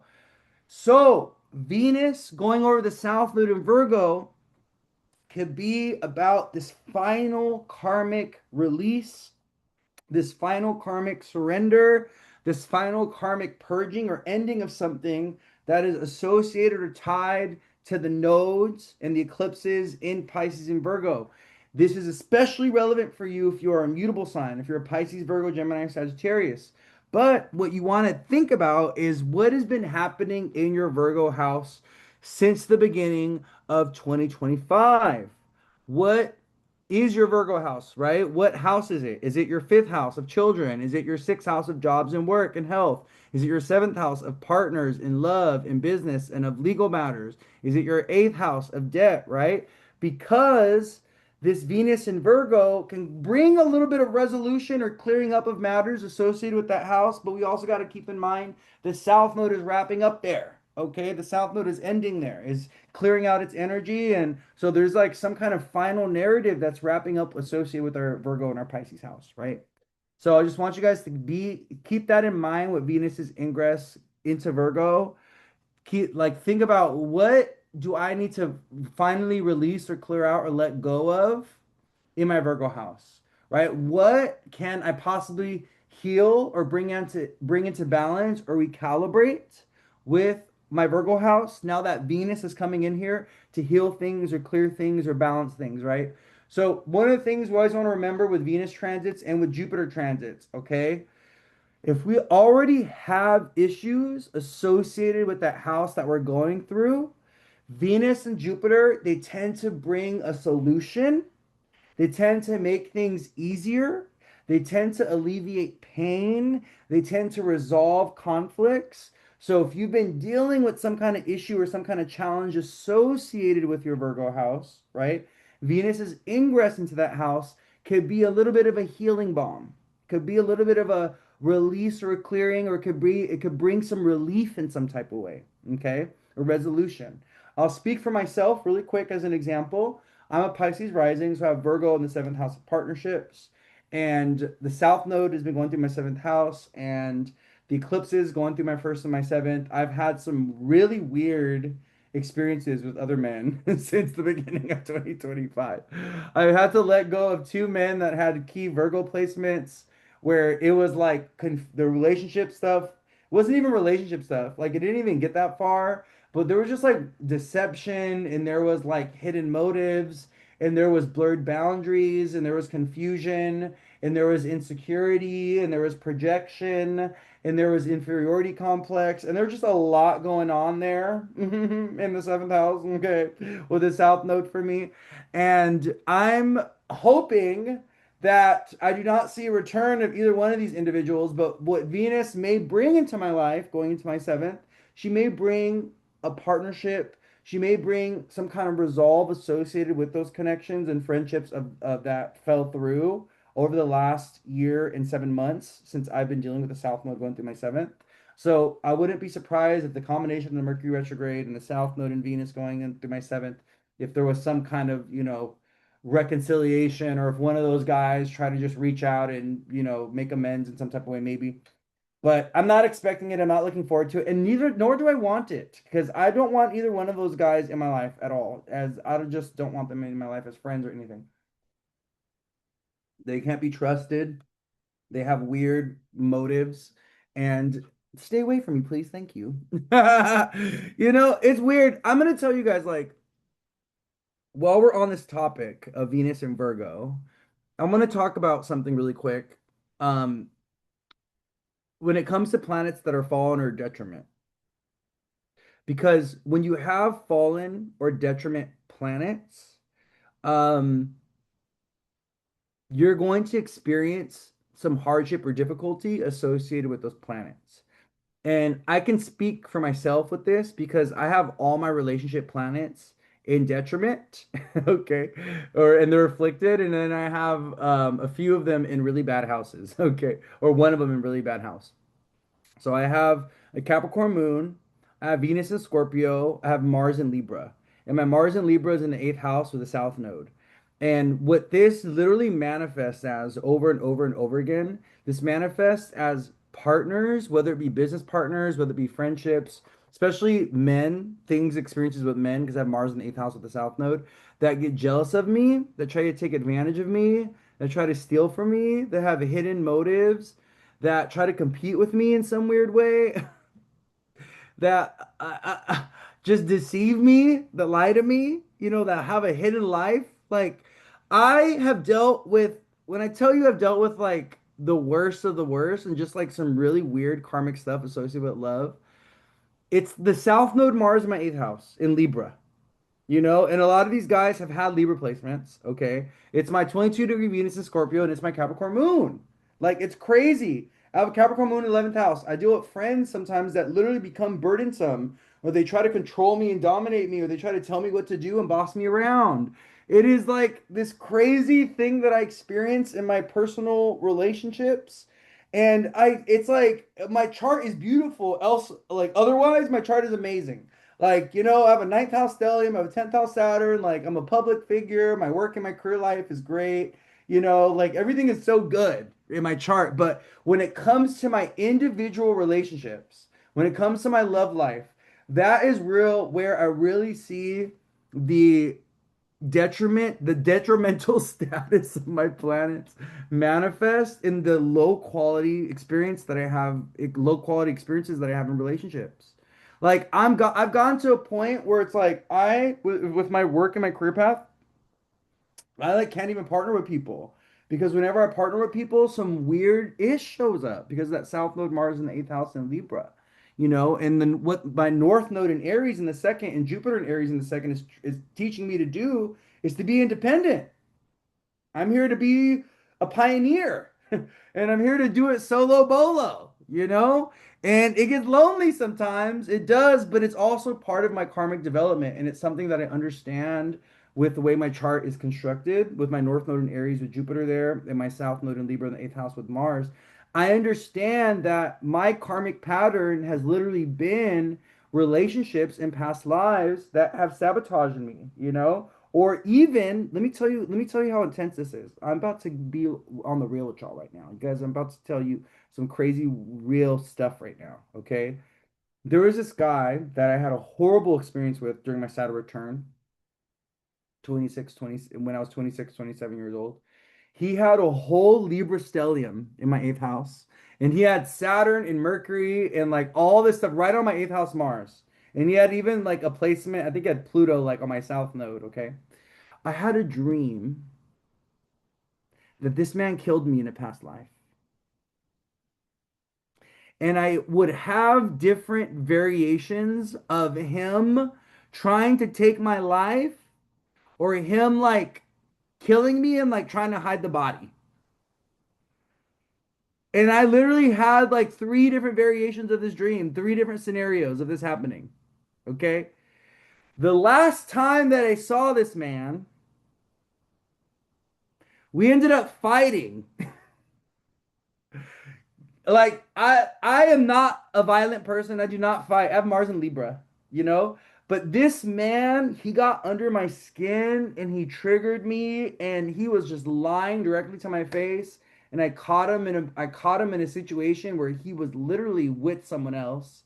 And I'm like, dude, like I'm literally here standing here in front of you and you are just directly lying to me and you are clearly at you're at your ex-boyfriend's house right now. Like, what are you talking about, right? And then we ended up fighting, and it got so bad that we ended up like fighting on like the curb next, on the sidewalk right next to the street. And then he ended up throwing me into the street, and I almost got hit by a car. And the car had to like honk and swerve. And I literally saw my life flash before my eyes when in that moment. And when that happened, I like got up and I was like in the street and I got up and I like snapped out of it and I like ran to my car crying and then like drove home crying. And I like had all these injuries and I was like cut and I was just like got home and I was just sitting there like what the just happened? Like what was that, dude? I was like, what was that? And I was just like thinking about these dreams that I had. And this was before I had gone, this was like before I was doing any of this work that I was doing, you know? This was like 2016. I didn't really get into this work until like 2019, 2020. But it's so crazy because like my dreams were literally telling me and showing me this is a villain in your life. Like this is, you have a past life pattern of this man taking you out and this man like stealing from you and this man like like taking your energy, taking your life, whatever that was, and I still see this man's birthday everywhere. Like it's like this man is haunting me. He's like, it's like this such a past life thing that I have with this man. And the reason why I want to share this with you guys is because the south node is connected to undoing, the undoing of the self. And wherever you have your south node is where is the thing that can undo you. So if you have the south node in Libra, it could be a toxic, unhealthy relationship that will lead to your undoing. If you have the south node in Virgo, it will be toxic, unhealthy habits or an unhealthy job or a job that takes away all your life force that leads to your undoing. If you have the south node in Leo, it could be one of your own kids, one of your own children that leads to your undoing, or your father that leads to your undoing, your relationship with your father that could lead to your undoing, you know? You have the South Node in Pisces, it could be alcohol, it could be drugs, it could be escapist habits and behaviors that lead to your undoing. So it's very important to be mindful. It's very important to be mindful of wherever your South Node is at natally, because the South Node can become a very, very dangerous celestial point in our chart. And if we give in to the South Node energy, okay, then we can recreate past life patterns that are like, or narratives that are destructive, that lead to our undoing. You know, Taurus South Node, food, diet, and money. Your relationship with money could lead to your undoing. You know. Also, you got to make sure you're checking up on your thyroid health, right? The South Node also brings illness and sickness associated to the sign that rule the organs of that sign, or the organs in the areas of the body associated with that sign. So South Node in Libra, your kidney health. South Node in Taurus, your thyroid, your throat, your hormones. Wherever you have your South Node could also be the sign where that the organs or the areas of the body that pertain to that sign that can be health unhealthy. Aries South Node, yes, violent men. Exactly. You have the South Node in Aries, it can be violent men that could be your undoing, okay? If you want to know more about your South Node, you also want to take a look at where the planet at that rules the sign of your South Node, okay? So you have the South Node in Virgo, look to your Mercury placement. You have the South Node in Aries, look to your Mars placement. You have the South Node in Aquarius, look to your Saturn placement, okay? The ruler of your South Node, wherever it's placed at by house and sign, will tell you, okay, will tell you where you have more South Nodian karma, or will also give you more insight associated with your South Node, okay? 11th house, violent male friends, yes. South Node and Juno, marriage could be your undoing. Being a housewife. Don't listen, don't do it. You have South Node conjunct conjunct Juno. Don't get married. Okay. Don't become a housewife. All right. Don't rely 100% financially on a man. Don't ever put yourself in that position, okay? You will screw yourself over. I'm just kidding to not getting married. But if you do get married, you gotta be mindful of that, right? Oh, then you're here to learn about that place that yeah. If you're South Node and it's ruler and opposite signs, then you're here to figure out that planet. You're here to do that planet, but do it in a different way. So if you have the South Node in Scorpio or South Node in Taurus, but Venus in Scorpio in the first in the where the North Node is at, you're here to learn it. You have to find love. You have to do love the right way. You can't do love in a way that's self-sacrificial, or you can't do love in a way that undervalues you. You can't do love in a way that's shallow or materialistic. So think about it, right? Put this together. South Node in Taurus could be shallow, materialistic, money-based relationships. So if you have a North Node in Scorpio with Venus in Scorpio, you're here to do relationships that are emotionally deep, emotionally profound. You're here to learn how to merge. You're here to learn how to trust a partner.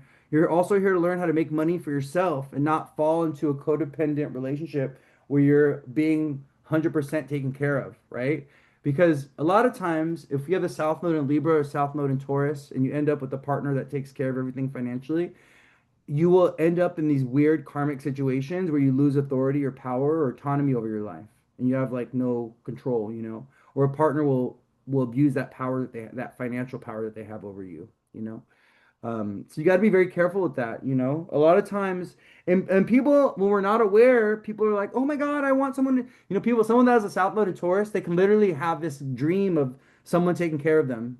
Oh, I want someone to just take care of me and I don't want to work and I just want to be like a stay-at-home parent and whatever, whatever, because it's like their South Node tendency to do that. But then they do that thing and then it puts them in a position where they're like, oh my God, I have no power or authority over my life, you know? Your South Node is in Scorpio and your husband's South Node is in Taurus. Yeah, well, you guys have the same nodes, and this is also what happens with partners all the time. With lovers or with family members or even with your kids.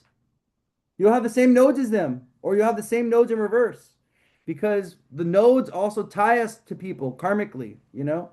What does the word node mean? Anybody know what the word node means? Node means knot, the knots of fate. And like, I want you guys to think of nodes as like, like a string of fate.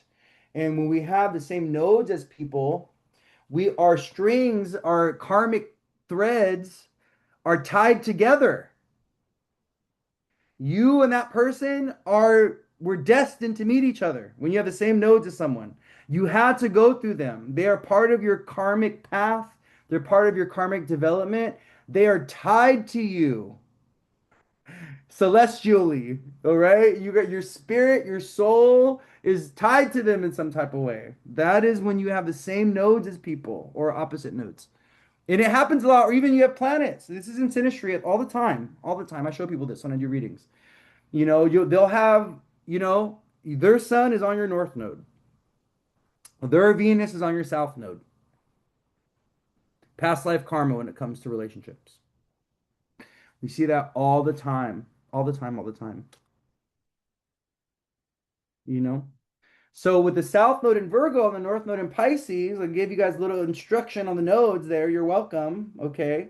Um, with the South Node in Virgo, with Venus going to Virgo, and the North Node in Pisces, and us wrapping up our Venus Pisces cycle, we are wrapping up these karmic lessons associated with our Pisces house and our Virgo house, right? We're wrapping up our karmic lessons associated with these houses, and we are wrapping up our nodal cycle, right? That started at the beginning, January of 2025, and now it's coming to an end with this upcoming eclipse season. That's going to be in August. So we're going to have a Pisces lunar eclipse, and we're going to have a Leo solar eclipse. Okay. So I do believe that the Pisces lunar eclipse is on August 27th or the 26th. And we are going to be having our solar eclipse in Leo, I believe, on the 12th of August. So, and then the nodes are going into Leo and Aquarius. And those of you that have your nodes in Leo and Aquarius, those of us that have fixed sign placements, Scorpio, Aquarius, Leo, Taurus, the eclipses are coming for us, okay? Let me tell you, I'm gonna be honest with you guys, like the eclipses are nothing to look forward to. I am gonna be honest. I think for some people they can be, but for the majority of people, like the eclipses, they rarely. I don't want to say this. It's a mixed bag, but they don't. They tend to not bring good things. They tend to not. They don't. They don't. It's the truth. There's a reason why there's a reason why the ancients were scared of eclipses. You know, there's a reason why the kings and queens would hide, or they would travel. So you know what they would do back in the day. Um, they would travel during eclipses, or they would leave their kingdom and they would go elsewhere during an eclipse because they knew that leaders would pass or leaders would get overthrown during eclipses. So they would straight up bounce, or they would hide, they would go in their bunkers and they would hide themselves and they wouldn't let the light of the eclipse touch them, because they knew the eclipses were malefic and the eclipses were tied to the overthrowing of kings and the eclipses were tied to rebellion, right? Like that's literally why are the eclipses tied to rebellion and the overthrowing of kings? Because the sun, which rules over kings and queens and CEOs and celebrities and people that are in the public eye, the sun's light gets blacked out during an eclipse. The sun and the moon get plunged into darkness in this supernatural event where all of a sudden the luminaries, the bringers of life, the life givers, the sun and the moon, are plunged into darkness. So we get disconnected from the life-giving energy of the sun and the moon. This is why so many people pass away during eclipses. But the sun is the planet of the king and the queen. The sun is the planet of celebrities. So what do we see during eclipses? We see political leaders pass. We see kings and queens pass. We see celebrities pass during eclipses. Consistently, every time. I want you guys to pay attention to this. When the eclipse season comes, there are notable celebrities, notable politicians, notable leaders that always pass away, like clockwork.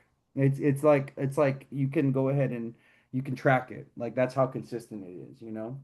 So with the South Node going into Leo and the North Node going into Aquarius, um, the fixed signs, especially Aquarius and Leo, and that part of our chart is going to be getting hit by the eclipse energy, And this is going to be kind of like the opening eclipses, This is going to be this upcoming eclipse season is going to be the opening portal to the Leo and Aquarius eclipse cycle. So, what's really important is next month when the Leo Aquarius eclipses start, you want to take a look at what is shifting or changing, or what is like evolving or beginning, or what is outdated with your Leo and Aquarius house, because or Leo Aquarius houses, because the eclipses are going, and the nodal energy is going to bring a cosmic shift, is going to try to push energy through these houses, is going to instigate chaos, is going to trigger some kind of change or transformation, right? It's going to come in there to like clear out the energy of your Leo and your Aquarius houses, right? Your Leo house is going to be cleared out energy wise. Your Leo house is going there's going to be something that's taken from it, something that's released, something that's purged, something that's cleansed. The eclipse energy in the South Node is going to take something away from your Leo house over the next, like starting in August, over the next 18-month cycle, right? Because the eclipses go through the signs, or the nodes take about 18 months to go through sign. Where your Aquarius house is going to get supercharged, North Node. It's going to get zapped with energy. You're going to see some kind of initiation, some kind of new beginning, some kind of success, some kind of worldly thing is going to happen your um with your Aquarius house. Because the South Node takes, but the North Node gives, right? The North Node initiates, the North Node opens. Rahu, the North Node, it charges energy, it gives energy. The North Node, it's hungry, it desires, it craves. So the North Node has a lot to do with success in the material world, has a lot to do with worldly success. The North Node also has a lot to do with the future. It pushes us into the future. It forces things forward. It forces our timeline forward. So the North Node going to your Aquarius house is going to supercharge your Aquarius house. You're going to see something new with your Aquarius house. Your Aquarius house can also become more energetically demanding in some type of way. Okay. So let's say you have North Node in the fifth house on Aquarius.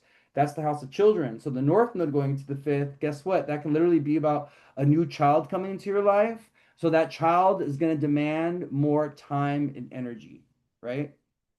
Yeah. The North Node. Okay, so someone said they have the North Node going to the 12th house.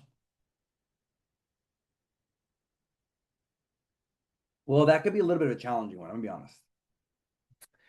The North Node of the 12th house brings spiritual and psychological development. Um, but the South Node in the sixth, with the North Node in the 12th, Pisces, Virgo rising, my loves. Okay, we're gonna have to be very, very aware of this eclipse cycle. Okay, because the North Node in the 12th house could literally send you to the hospital, or could send you to the doctor, or could send you to jail. But a lot of people that have the North Node, if you're a Pisces rising, the North Node's going to your 12th, you're probably going to be going on a vacation or a travel experience to a far distant place in the next 18 months. You're going to go somewhere you've never been before. Okay. The North Node going to your 12th. You're going to go on vacation, you're going to travel, right? You can also join like a group, like you can get a new therapist, you could join like a self-care group or something like this. But yeah, the North Node in the 12th, be good, okay? Take care of yourself. Okay, okay, take care of yourself. Take care of yourself. You may just feel like you want to get more rest. Also, you could end up getting like a new job or changing your like work and your career and your daily routine with the eclipses going through the 6th and the 12th. Okay. But yeah, South Node, Venus and Virgo, releasing relationships, releasing things that are outdated with our Virgo house, unhealthy habits, unhealthy behaviors, things like that. Mutable signs, especially the South Node in Venus and Virgo, Venus going over the South Node. Venus going into Virgo on Thursday is going to have you take a look at your love life. It's going to have you take a look at relationships, and it's going to have you take a look at things that are kind of like connections that are draining you and exhausting you. And the invitation is going to be for you to release that and let that thing go. Okay. So that's Venus and Virgo. All right. I don't even know where we're at with time, honestly. What did I start? I started at 3 o'clock. We've had a few tangents, but it's okay. I'm gonna go ahead and bookmark these little sidebar conversations that I had, where I was talking about Lilith and where I was talking about the nodes. I'll go ahead and add those in in my whatchamacallit. I'll add those in the timestamps. Okay. Listen, I love that you guys have all these beautiful questions, and that's great. But if you want me to answer very specific stuff about your chart, bitch, book a reading. Okay. Book a reading with me. You can go ahead and write down all these questions, and I will answer them in detail as it pertains to your chart. I am booked right now. I don't have any openings until the end of July. Okay. But that's okay. Get it on my calendar. It is the best way for you. You get one-on-one time with me. We record this session, and you can ask me whatever you want to ask me about your chart, and I will give you tons of information. Okay. And there's tons of people here who have already done a reading with me. Those of you that have done a reading with me, if you're in the chat, let everyone know what your experience was like. Okay. Give everyone the deets about the reading that I gave you. Okay. Or just give them a quick one line. Okay. About your experience or whatever. Because I got to be honest with you. Okay. I've figured some things out. All right. And there's people that are great at astrology, but there's people that are also just got inherent talent. There's people that just got some gifts. Okay. And I'm one of those people. I'm one of those people for sure. Did you chart rectification? Not really, but I will be able to confirm your rising sign. So if you I have don't have an idea, you have to have some idea though. I still am learning that technique. So, but if you have some idea of when you were born, I'll be able to confirm and tell you whether or not you that's your rising sign or not. Okay. I'll be able to confirm and tell you whether or not that was your rising sign. Like an hour ain't enough. I need more. Info from Louis slaps every time. He's the truth. Louis spot on our readings. Oh, thank you guys. I love you guys so much.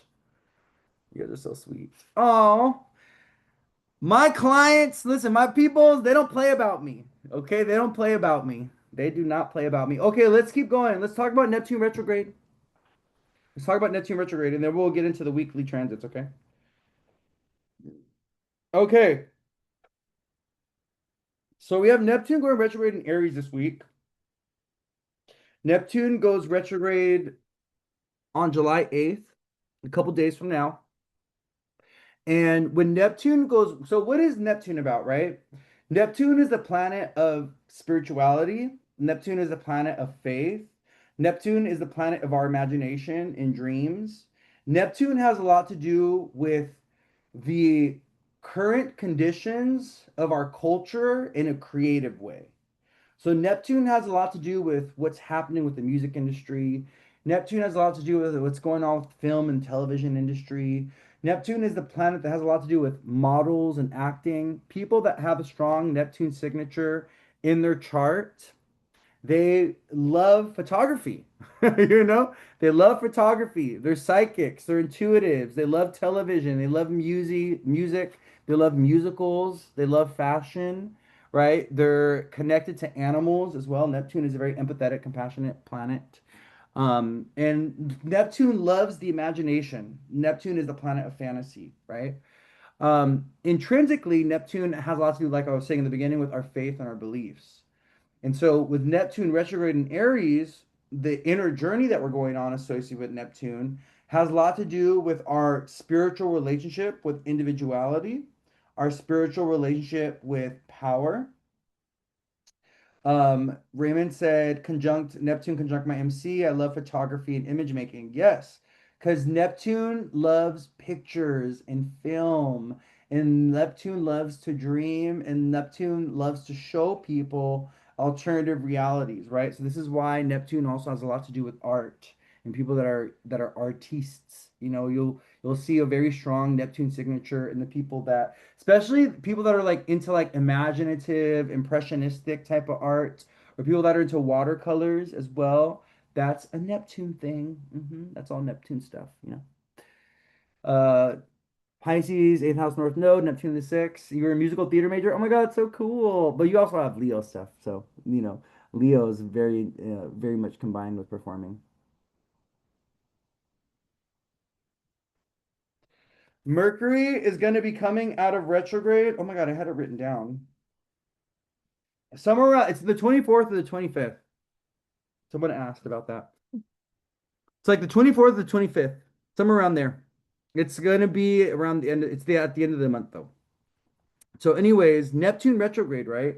Neptune going retrograde is going to take off the veil of illusion. So, Neptune retrograde, when Neptune goes retrograde, he reveals things that have been hidden or that have been in secret. He also has us go deep within ourselves to take a look at what's going on with our own faith, with our own belief systems, with our own relationship with spirit.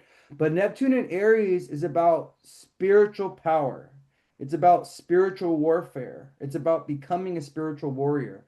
Those of us that have a very strong relationship with Neptune, you have Neptune on your ascendant, you have Neptune aspecting your sun or your moon, right? You have Neptune on the MC, something like this. You feel the Neptune retrograde more so than other people because you respond to Neptune. Neptune has ownership over your life. You are in relationship with Neptune in a way that other people aren't, you know? And this is one of the things that's super important to remember about the outer planets. People that have outer planets conjunct their angles or conjunct personal planets like Sun, Mercury, Venus, Moon, or Mars, they are an embodiment of those planets, of those planetary energies. And they have a special relationship with those planets more so than other people because those planets, Pluto, Uranus, and Neptune, the outer planets, right? They're being brought into their person, right? Through the aspects that those planets are making to their personal planets. Not everyone responds to Pluto retrograde. Not everyone responds to Neptune retrograde. But people that have Neptune conjunct the sun, people that have Pluto conjunct the sun in their natal chart, they are going to feel Neptune retrograde or Pluto retrograde way more than someone that doesn't have that signature in their chart, right? So we always got to think about this when it comes to the outer planet retrogrades. Outer planets retrograde quite often. Okay, Pluto spends about half of the year retrograde, you know. The outer planets they go retrograde for long periods of time. And so we see it more collectively, the retrograde energy. We don't experience it as personally, but those of us that do have a relationship with Neptune, we will be experiencing the Neptune retrograde even more so. Okay. A beautiful thing about Neptune retrograde, though, is reconnecting or the opportunity, the door that's presented to us to step through with Neptune retrograde is to be able to reconnect to our individual spiritual power, right? To also reconnect to sacred rage.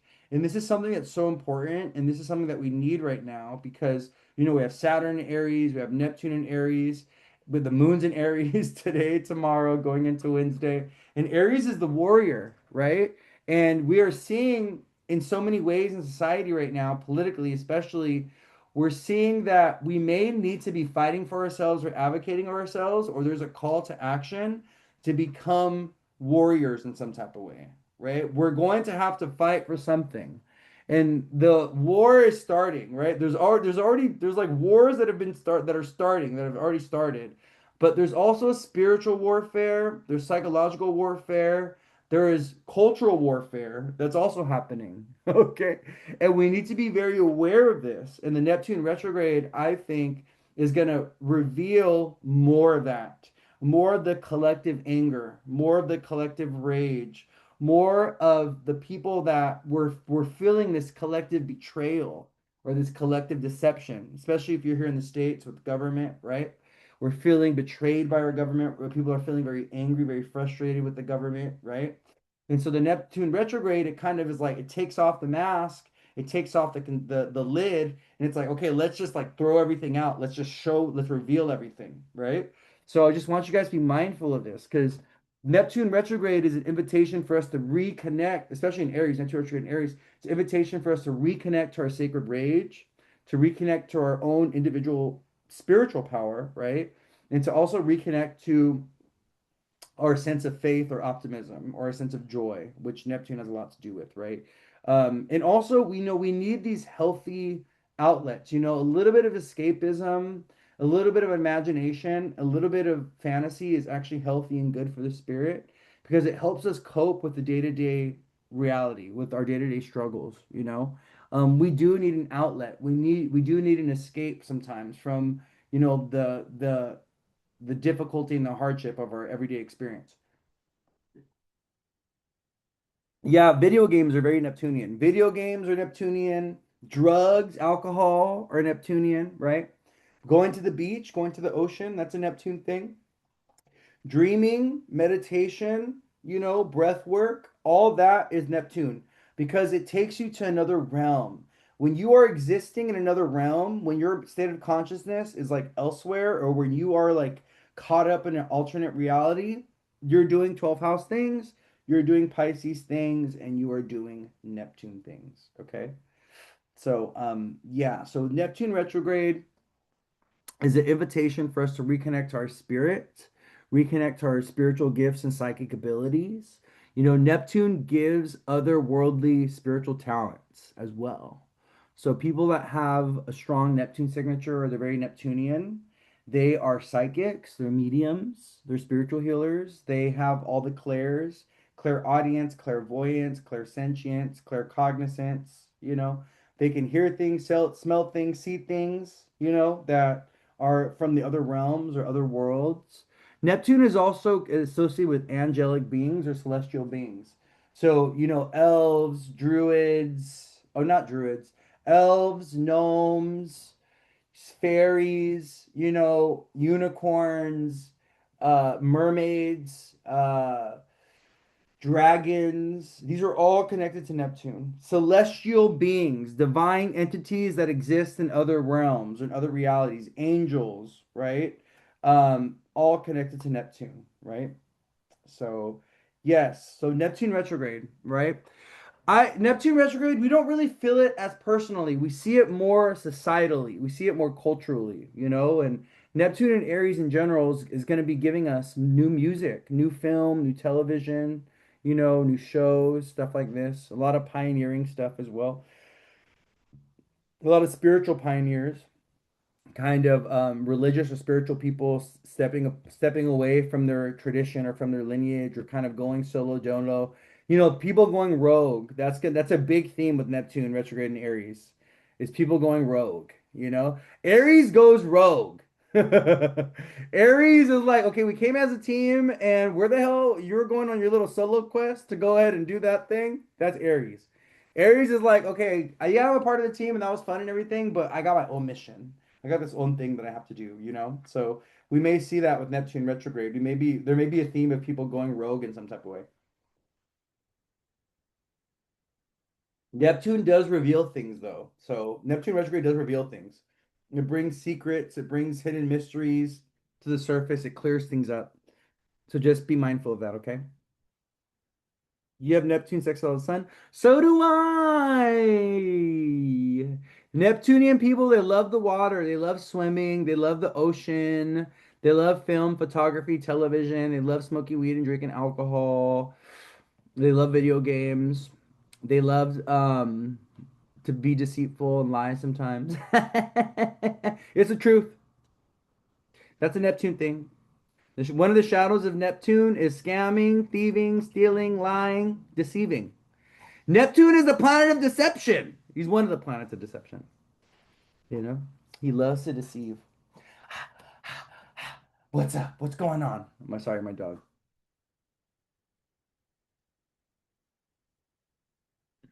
And baby dad is a triple Aries. When Neptune goes over someone's sun, they go through a spiritual awakening a lot of time. Or when like a lot of Aries risings with Neptune going through the rising sign, they're gonna have like a spiritual awakening. Neptune activates us spiritually. And when we go through a Neptune transit, like Neptune going over your rising, over your moon, over your sun, you tend to go through like a spiritual awakening, and you're like your spiritual gifts can like get activated and things like this. All right, that's enough about Neptune. I'm done with Neptune. I'm just kidding. 4:37. Okay, 4:50. Okay, let's wrap up because we've been here for like a few hours and I'm trying to like cut these down. Okay, I'm not trying to go like 2.5 hours with these or 2 hours with these anymore. Okay, so we're gonna talk about the weekly astrology, okay? We're gonna go through the day by day play. We're gonna do the power play, the weekly power plays. Oops, hold on, let me get some mango real quick. My brother's here. I'm waiting for it to cool down so I can take my dog on a walk. Take our little puppies on a walk. Let me get some of these little mango crisps that I bought. Neptune in the 11th in Sag. I love that. Time always flies in here. I know, huh? You guys like the lighting? Is the lighting good? I got so much lighting on right now. Mm. Mm. 100% free drive. This tastes a little weird, I'm gonna be honest. I don't know. I'm a little suspicious of that. It tastes a little weird. Okay. Has anybody ever had I don't know if it's Vietnamese or Filipino. Has anybody ever had the little shrimp chips? I think it's like either a Filipino or or Vietnamese snack. I even think there's a Mexican version of it. They're like little shrimp chips. Have you guys had those? Well, anyways, even though these are freeze-dried mango, they have like a little bit of that like shrimpy taste. I don't know. I can't explain it. It's weird. They have like a little bit of a aftertaste of like shrimp chips, and it makes no sense because they're freeze-dried mango. There's no reason why these should have any kind of shrimpiness to them, but I taste it. I was looking to see if it says manufactured in a facility that processes shellfish or something. Because I swear to God, I could taste like a little bit of shrimpiness in these mangoes. There's something off about it. There's something off about this. I don't know. It's a little weird. Anyways, let's talk about the astrology of the week, okay? So, what I want to say in general, as we're wrapping up our full moon and Capricorn cycle, okay? Um, this week, because we're wrapping up our full moon and Capricorn cycle, if you are a cardinal sign, if you have Aries, Capricorn, Cancer, Libra in your big three, Sun, Moon, or Rising, you need to be, you need to like take a look at what is foundationally shifting in your life at this moment in time. You could be feeling called to make a big career change. You could be feeling called to make a big shift or change with your own self, your own identity, with, you know, like what where you're like your self-image, like what you're doing, like you're growing up, you're maturing. You can feel a call to make a big change with your home, your living situation in some type of way, or even some kind of big relationship change. Okay. And it's important that you really listen to what the sun in Cancer and what Saturn in Aries and what this Mercury retrograde in Cancer are telling you about what is no longer working or what needs to shift or change foundationally, especially with like habits, behaviors, routines, things like this, because I really do think that the cardinal signs are having to deal with some kind of test. They're having to deal with restrictions or some kind of delay, or they're having to grow up and mature around certain areas of their life. And the sun in this Mercury retrograde in Cancer combined with Saturn in Aries are trying to show them, hey, the way that you're doing this thing is no longer working. Okay. This thing that you've been doing or that you've been open to, that you've been energetically entertaining, that you've been pouring things into, it's no longer working. It's like no longer functioning or whatever. Okay. And so take a look and honor that and be aware of that, but also think about where in life, if we do, this is for cardinal people specifically, okay, or if you have cardinal placements, where do you need to redirect your life so that there's more passion, there's more excitement, there's more fun, there's more vitality, there's more support, there's more emotional connection, right? There's you're deeper, there's more intention, there's more, purpose driven things, or whatever it is that you're doing is more purpose driven. Think about that. Lead with that, okay? We're in a Mercury retrograde. I'm not expecting you, cardinal signs, to fix all your problems and for all the answers to be answered for you and for you to figure it all out. That's not the expectation right now, right? The answers will come, but the work first needs to be, okay, what is not working? What is no longer sustainable, right? Where do I just need to create space, right? And sometimes it's the period of life that we're in is literally just that. It's like I just got to create space, right? I just got to like clear the stuff out so that something else can grow here or something else can show up here. And it's you don't have to know what that thing is quite yet, you know?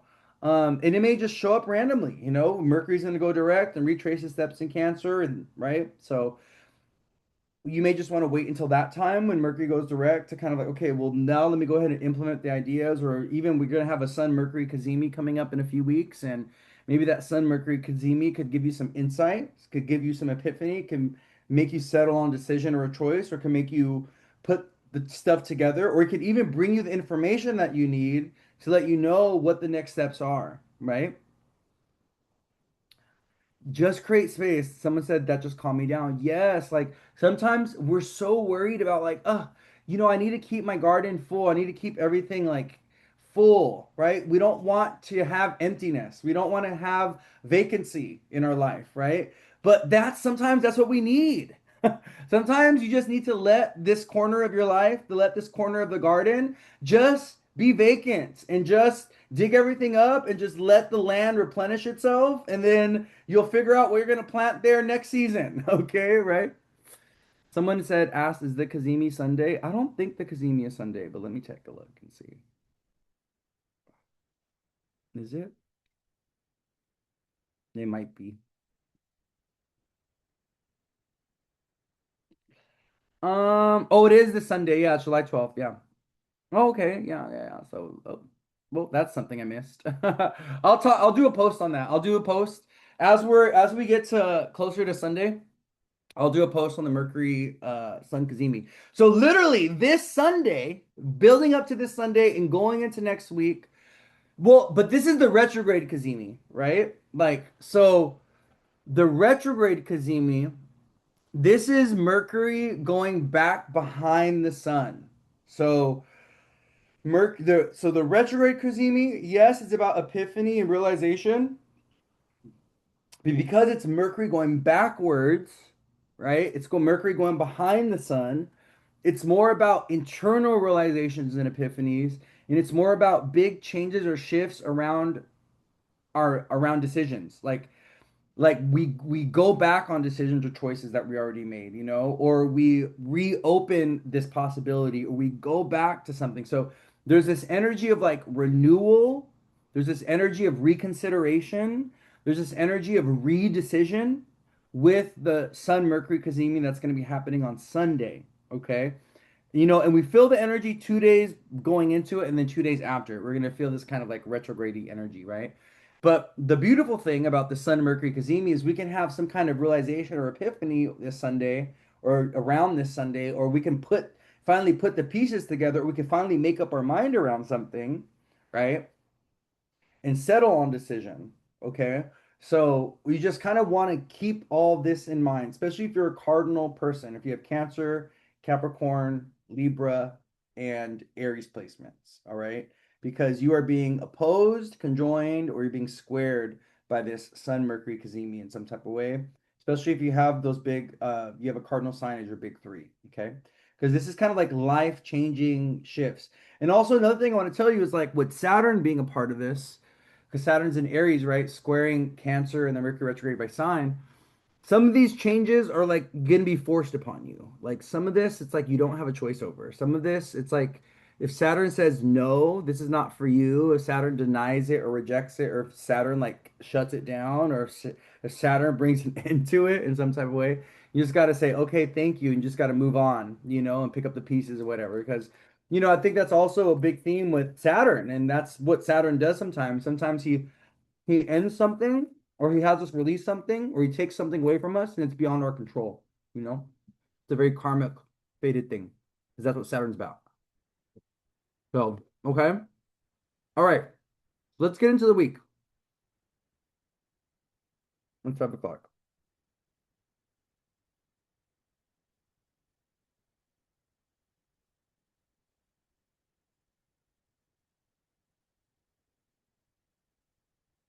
So we have the moon in Aries today, tomorrow, and Wednesday.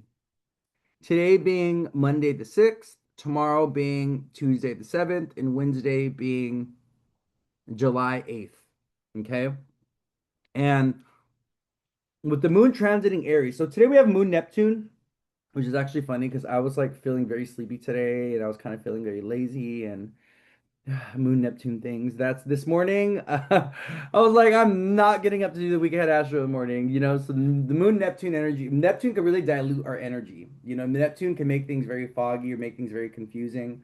Neptune exhausts us, right? So we just got to be mindful. That happened like today, you know, Moon Neptune. But the moon in Aries kind of opens up the door to physical activity. It opens up the door to passion. It opens up the door to desire. Because the moon in Aries is being disposited by the Uranus Mars conjunction in Gemini. Mars is already at 5 and Uranus is at 3. So, you know, Mars is already separating from Uranus. But we just want to be mindful of being emotionally triggered. We want to be mindful with the moon in Aries of being combative, of arguing, of people wanting to fight us, you know.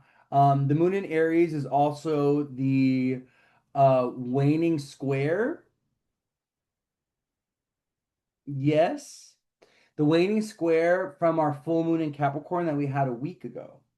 So the moon in Aries is squaring, right? Squaring the sun in Cancer and squaring that full moon in Capricorn that we had. So the moon in Aries today, tomorrow, going into Wednesday, can also trigger karmic events or karmic endings associated with the full moon in Capricorn. So, whatever is meant to happen for us in our life that is connected to the full moon in Capricorn, especially if you're a cardinal sign, Capricorn, Cancer, Aries, or Libra, the moon in Aries transit can like trigger that event, can activate that event, can move that thing forward. It can be some kind of, it can be a part of your full moon in Capricorn narrative if you have an experience or if you have a story that is tied to this particular full moon in Capricorn. Someone said they almost got a case 24 hours ago. Yeah, so the moon, right, pisses us, the moon in Aries tends to piss us off and make us very combative and make us a little bit more angry. But it also tends to make us more sexual, more passionate, more desire driven, more physical, more active. Your body may feel hot. The moon in Aries over the next 3 days can also bring migraines, okay? Or it can amplify um, irritation and pain and stuff like this in the body. So, you know, especially associated with like the head, ear, nose, throat, your neck, your ears, hand injuries, shoulder injuries, you know, upper back injuries. You know, they can get triggered with Mars going through, with Mars sitting in Gemini with Uranus and with the moon in Aries as well, being disposited by the Mars in Gemini, right? But yeah, we just want to be mindful of verbal arguments, you know, verbal diarrhea, you know, people cussing us out. People, Moon and Aries, Mars and Gemini, people are feeling more bold to say the things that they've been thinking, you know? They've been thinking it, and now they're finally going to say that thing, you know, that they've been thinking. So that's Mars and Gemini, Moon and Aries. You just want to be mindful of this, especially today going into tomorrow, okay? Tomorrow on Tuesday, I'm looking at 5 p.m. tomorrow. Let me go 6 hours prior to that. The moon moves, so the moon changes signs every 2.5 days. So the moon moves very, very fast, okay? Oh, right at 11 o'clock tomorrow, 11 a.m. Tuesday, 11 a.m. We have the moon conjoined Saturn, and Saturn and the sun are separating from a square with one another. Okay. This feels good, actually. I like this right here. I like this. Whatever this is, I like this. This feels good. So, moon square sun, okay? That could bring an emotional moment of conflict. There's something can also come into our awareness. Something emotional could come into our awareness. Something that we've been feeling could be very, very like, whoa, like, wow, that thing is confronting me, that thing hitting me in the face.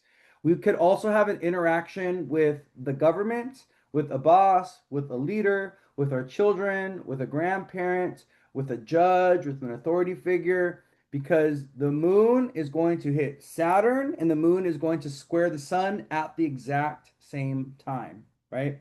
So moon conjoining Saturn tomorrow at 11 a.m. This can literally be about some kind of obligation or some kind of responsibility that you got to deal with tomorrow, some kind of burden that you got to pick up tomorrow, some kind of hardship that you experience tomorrow, especially if you have anything around 14 degrees of Aries, Capricorn, Cancer, or Libra. Okay. Um, this could also be someone needs your help tomorrow. You know, you got to set aside time to help or support someone. Okay. The moon hitting Saturn can also bring cancellations. So if you have a work meeting tomorrow around 12 o'clock, or let's say there's an evening event that you're going to go to, Moon Saturn can all of a sudden say, nope, that thing's not happening anymore. That is canceled. Okay. So just be mindful of the Moon Saturn tomorrow. And also moments of rejection or frustration or moments of no. So Saturn says no. Jupiter is the planet of yes, and Saturn is the planet of no, right? So just be mindful of Moon Saturn tomorrow. You may need to tell someone no. You may need to put a boundary down. You may need to put your foot down. You may need to assert yourself. Uh-huh. You may need to reject somebody. You may need to take on some kind of task or responsibility or obligation tomorrow. Okay? Okay. Moving on. So then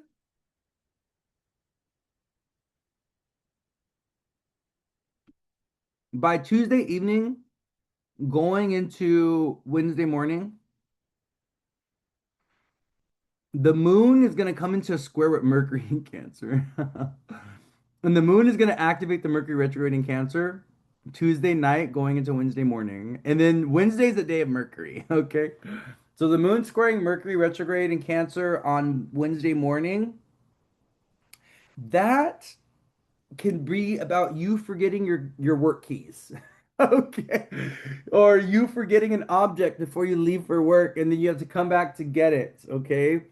With Tuesday night, Wednesday morning, we want to be mindful of losing things, of forgetting things. We want to be mindful of appointments that we have on Wednesday, that you don't miss any appointments with the moon squaring Mercury retrograde. Moon square Mercury retrograde could also, especially Moon in Aries, square Mercury retrograde in Cancer, could be about important emotional conversations or important exchanges that you have communication wise or decision wise with siblings, with aunts and uncles, with coworkers, or even with the job in some type of way. So the Moon square Mercury could bring in information associated with the job. All right. And we are going to be seeing some signs getting jobs or getting new work connected to this Mercury retrograde and then going into Leo season. So those signs that are going to be getting new jobs, that are going to be working and stuff like this, um, the rising signs are going to be getting new jobs and things like this, and it's connected to the Mercury retrograde, are going to be Pisces and Virgo rising,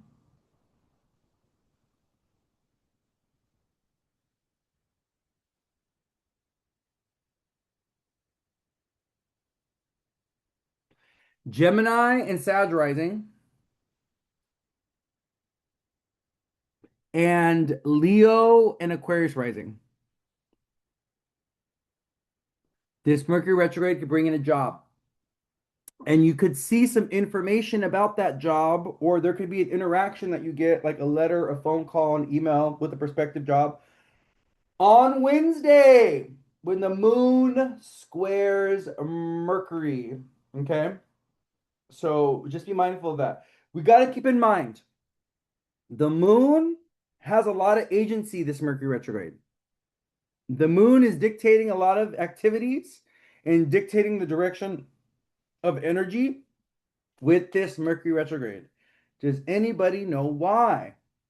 Anybody know why this Mercury retrograde is responding to the moon a little bit more than usual? I'll give y'all a moment to answer while I finish my shrimp mango chips.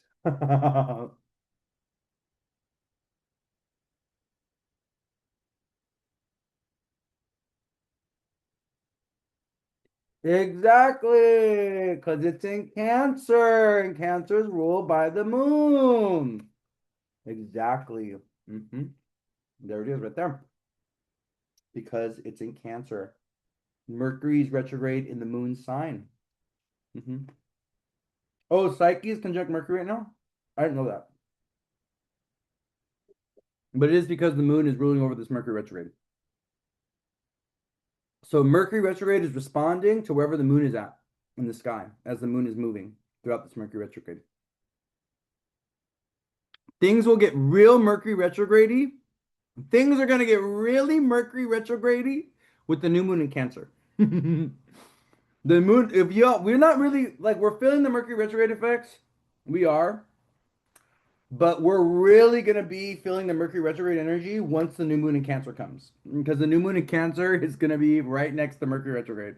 So the new moon is, and I'll talk about that this weekend when we go over the new moon in Cancer. We're really gonna be feeling the Mercury retrograde effects. We're gonna be in that energy very strongly next week with the new moon in Cancer. But I'll talk about that this weekend when we do the new moon in Cancer live. Okay. So, anyways, yeah, Mercury square the moon on Wednesday morning. Okay, important conversations, important phone calls. Make sure you're checking your emails. Make sure if you're someone that's waiting for an important letter, an important phone call, an important email. Make sure you are checking your emails. You're checking your mailbox. You're checking everything. Okay, because that information will come in Tuesday night, Wednesday morning with the Moon Square Mercury. Okay. And then our feels get triggered by midday Wednesday. We are in our feels. Our sense of self-worth can get triggered a little bit. We can be feeling a little vulnerable. You know, if we've been struggling with money and finances, we can be very aware of that come Wednesday around midday. This is because the moon goes into Taurus and the moon conjoins Chiron, who's at 0 degrees Taurus. And what I've noticed with me, whenever the moon hits Chiron, I am crying. Within that like 3, 4 hour window of it happening, I end up crying for some reason. Something comes up and I'm crying about something. So I just want you guys to be very mindful Wednesday afternoon and Wednesday evening, because the moon is going to hit Chiron and that opens up the door for healing. That opens up the door from emotional release. That opens up the door for getting some of our karmic wounds associated with Chiron triggered, you know? And it's Chiron and Taurus is woundedness associated with money, around our self-worth, around food, around health, around our body, even woundedness around our beauty, you know, not feeling beautiful, you know. Chiron and Taurus can illuminate or trigger these wounds that we have associated with these things. So we just want to be mindful of that with the moon hitting Chiron. Also, at this time on Wednesday, Venus is at 20 degrees Leo and Venus is about to go into Virgo. The beautiful thing that we have Wednesday morning and Tuesday evening is we do have the moon in Aries trining Venus in Leo. So the moon in Aries trining Venus, that could be about a moment of celebration, moment of culmination. Venus is at 29 degrees Leo. So, you know, Wednesday with Venus at 29 degrees Leo, dramatic statement of love, you know. I always think of Venus and Leo as like when your boyfriend sends a mariachi to your house, you know. Like even like the Venus and Leo was like that couple that got engaged at the top of like the Eiffel Tower. They climbed to the top of the Eiffel Tower and they got engaged. That's Venus and Leo. That's also Jupiter and Leo. Because I was talking about that week on the Weekend Live, I was talking about displays of affection, and I was talking about big ceremonies and big celebrations. And you know, an engagement party or someone getting engaged, getting on one knee, you know, announcing a pregnancy, you know, a baby shower. These are all things connected to Jupiter. Was it the Empire State Building? I think it was, right? Or was it not? Was it a different building?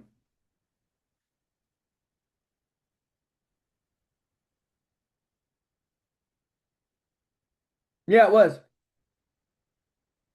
Yeah, they climbed to the top of the Empire State Building and then he proposed. Jupiter, making yourself a husband. Someone said someone said Taylor's wedding was super tacky, Venus and Leo energy. That's funny. One of those tall monuments, someone said. But yeah, so Venus and Leo on Wednesday, 29 degrees, big displays of affection, big dramatic outbursts, emotionally possibly associated with love, you know. Moon trine Venus can also be about reconciliation or healing associated with relationships. Some kind of final hurrah, some kind of closure, completion associated with love or a partnership or with a friend. Because of the moon going to the last degrees of Aries as Venus is at 29 degrees Leo, right? So that could bring some kind of cathartic healing experience or something like this, okay? Um, so then, yeah, like I was saying, the moon goes into Taurus on Wednesday, just a few hours after noontime, Pacific time. And then the moon in Taurus is going to be responding to Venus, who's at 29 Leo and going into Virgo. The beautiful thing is the moon in Taurus, Wednesday, Thursday, and Friday, she is in her exalted state. The moon exalts in Taurus, right? And so the moon in Taurus, um, we're gonna have Venus also trine Chiron. So Thursday, Venus, the moon in Taurus is at middle degrees. The moon is at middle degrees of Taurus in the middle decan of Taurus. Venus goes into Virgo and she immediately at 0 degrees Virgo trines Chiron in Taurus, right? And this is a trine. This is a harmonious relationship. Venus also has rulership over Chiron in Taurus. So I think the Venus Chiron in transit this week, starting on Thursday, is going to be super healing for love and partnerships and relationships. And I also am getting the combination of Venus and the South Node with Venus trine Chiron. It's kind of like it's giving like I love you, so I'm gonna let you go, right? It's giving I love you, but our paths are going in different directions. It's giving I love you, and because I love you, I release you, you know? And I really think personally on individual level, this transit of Venus and Virgo trining Chiron on Thursday, Friday, because this transit is going to be in the air for a few days, Thursday, Friday, going to Saturday. It could be about just profound healing of the body, profound healing of the self, profound healing when it comes to self-confidence, getting back into alignment with healthy habits and healthy behaviors. Chiron and Taurus has a lot to do with healing that happens through food and diet. So, the Venus trine Chiron, maybe you want to, go back to a health routine where you're doing like prep cooking or you're going back to being vegetarian or something. So just keep that in mind, okay, with the Venus trine Chiron later on this week around happening on Thursday. Okay. So the moon, yeah, the moon's gonna be in Taurus. The moon's actually gonna sextile the sun, which we love. The moon is going dark though because we're preparing for our new moon in Cancer, right? So the moon is losing energy. She's kind of waning at this time. And yeah, so it does look like Wednesday, Thursday, and Friday are kind of until midday Friday, things are kind of nice or kind of sweet, or things are feeling kind of sensuous. Moon and Taurus is great for getting your hair done, your nails done, for going shopping, for home cooked meals. Moon and Taurus is great for luxury purchases. Moon and Taurus is great for, any kind of sensual body stuff, taking a nice long shower or bath and getting the petals and all that, or even going out in nature and doing things in nature. The moon in Taurus is really good for those things. Moon in Taurus, fourth house, and I'm back in the gym. I love that for you. That's great. So then the moon goes into Gemini on Friday, and things get a little fun. Things get a little spicy. I do think the moon in Gemini this weekend is gonna have people outside. I think people are gonna be outside this weekend. The moon literally goes into Gemini Friday around 8 p.m. Pacific time. The moon goes into Gemini. And then the moon's going to be hitting Uranus and Mars Saturday morning. So this can be about a fun sudden change of plans. People could be leaving Friday night or Saturday morning for a vacation or for a travel experience.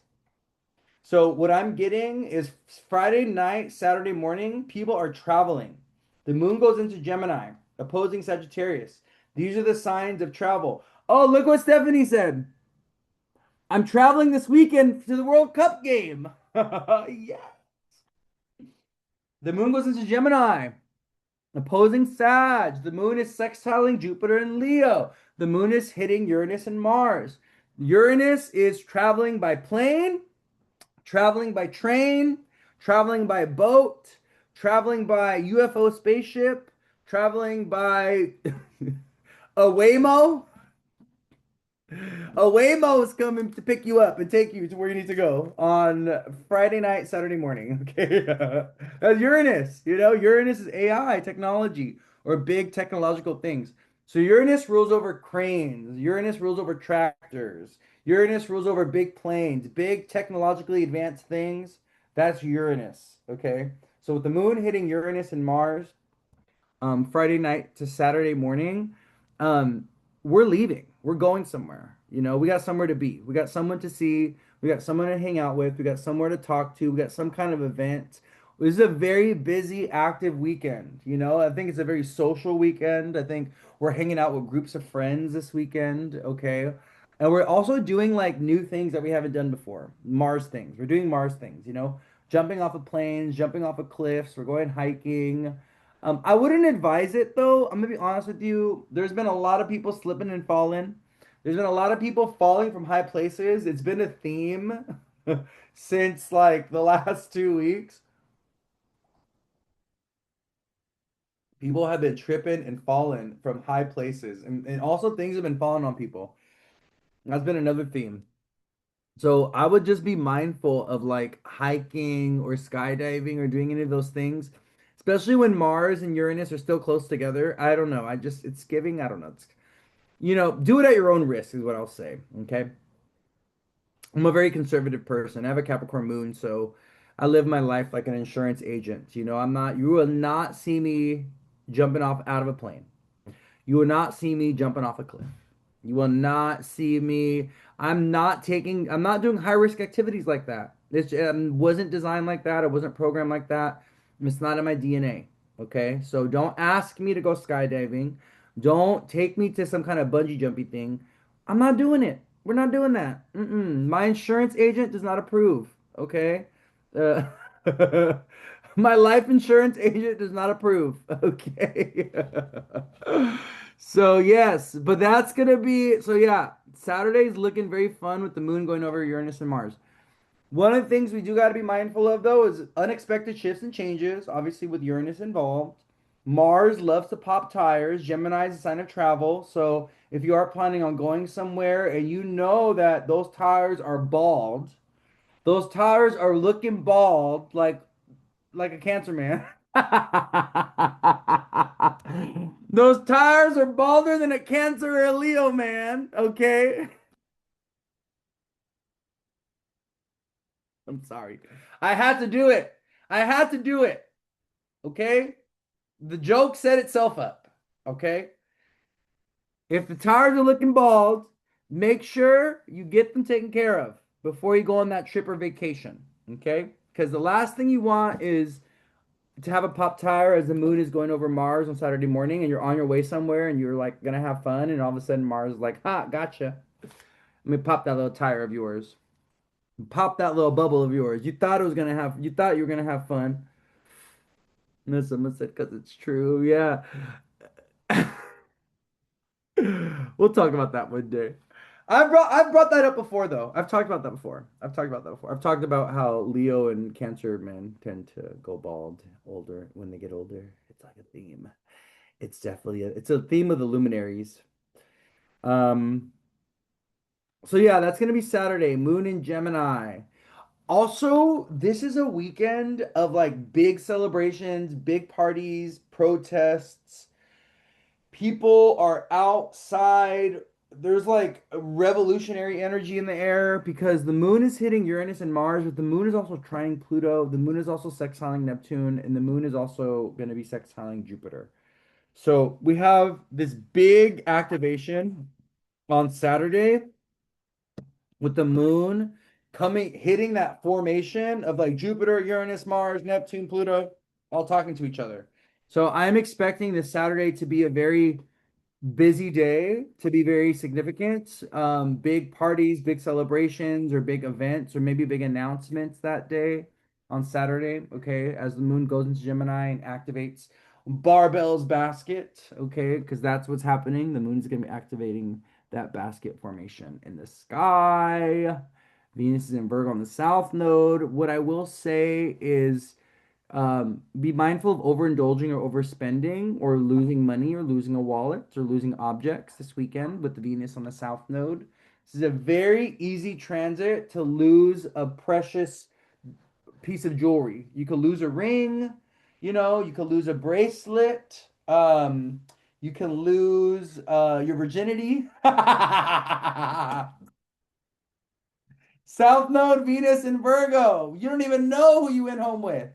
You woke up next to a stranger. You don't even get his name or her name. Just waking up next to strangers, going home with strangers. You didn't learn nothing from your mama. Okay? You're just getting in. The ice cream man's like, oh yeah, come here, I got ice cream in here for you. You're just going home with the stranger. I don't know what to tell you. Venus, South Node, and Virgo behavior. Okay? Get it together. All right? Your mama didn't teach you no morals or ethics. Your mama didn't teach you. We don't go home with strangers. Come on now. And who you are waking up to Mr. No Name. I don't know what to tell you.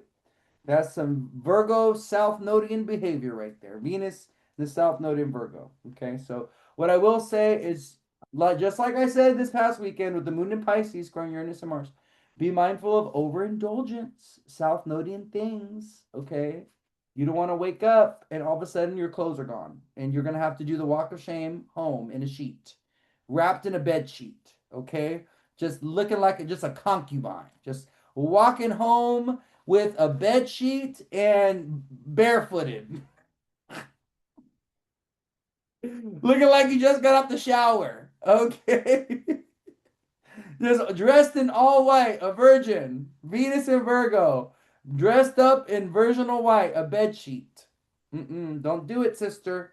Don't do it, sister. No, not this weekend. We are keeping our clothes on. We're going home with our friends. We're being mindful of overindulging. We can get a stranger's name. Yes, that's fine, but we're not going home with them.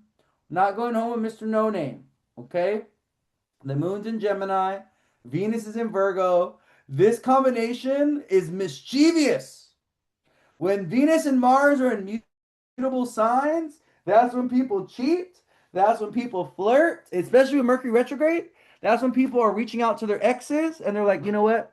I don't really miss you, but I'm trying to get sexed up. So can you just meet me over here real quick? Can you meet me at the park? Can you meet me in the parking lot? Mars and Gemini, Venus and Virgo. Can you meet me at the Sam's parking lot? Can you meet me at the back of the Walmart parking lot? Okay, because listen, this man over here ain't doing it for me, but I kind of miss you. Mercury retrograde in Cancer. No child left behind. You leave with who you came with. And by the way, honestly, that transitions me into what happened with that poor boy over there in Georgia who his body was found today. What's his name?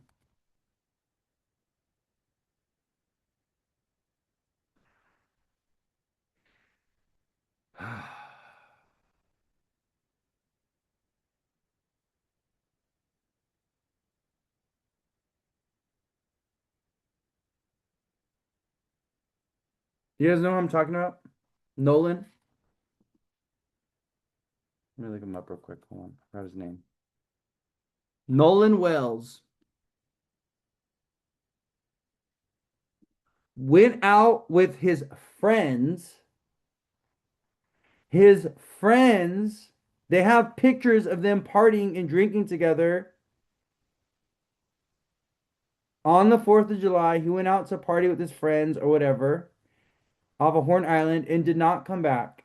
And his friends just left him. They came home and they went to bed that night without saying anything. Like he just came up missing. Tell me, like, since when do we just leave our friends at like we part we I thought we come together and we go home together. What happened to that? That is highly suspicious. And not only that, they were asking the friends questions about him and nobody knows nothing. Nobody knows nothing. I'm talking about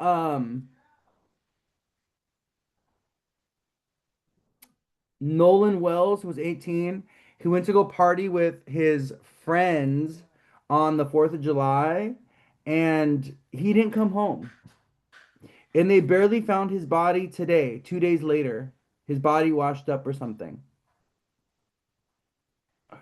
And the friend didn't say anything, didn't notify anybody when it happened. Like, no, no, no, no, no. It's so sketchy. Like, something is so off about that, you know? Something is so incredibly off about that. Like, you know? And if we think about it, the Mars and Gemini squaring the moon in Pisces. Well, the Mars, Uranus, and Gemini square the moon in Pisces. He obviously he drowned. Obviously, there was something that happened where he possibly drowned, right? He could have passed out or blacked out. Uranus, Mars is in Gemini, squaring the moon in Pisces and squaring the nodes. So it's very likely that, yeah, he obviously drowned in some type of way, but what were the events that led up to that situation? Like, did he black out? Was there a fight or an argument where he got in a fight with someone and then he passed out and then he went unconscious? And like, what happened? We need to know, you know? The friends gave his phone back. Yeah, I guess the friends wouldn't give his phone back, you know? Pisces is the sign of disappearing. I I said this actually. I did a post on Pisces being the sign of people that go missing. You guys saw that post that I did? It was like I don't think it was this week. It was like last week or the week before, where I literally said Pisces is the sign of people that go missing. The moon was in Pisces on the 4th of July, and we had this kid go missing. And he's 18, which means that he's going through his nodal return. If he's 18, he has the nodes in Pisces and Virgo. Because we go through our nodal return at 18.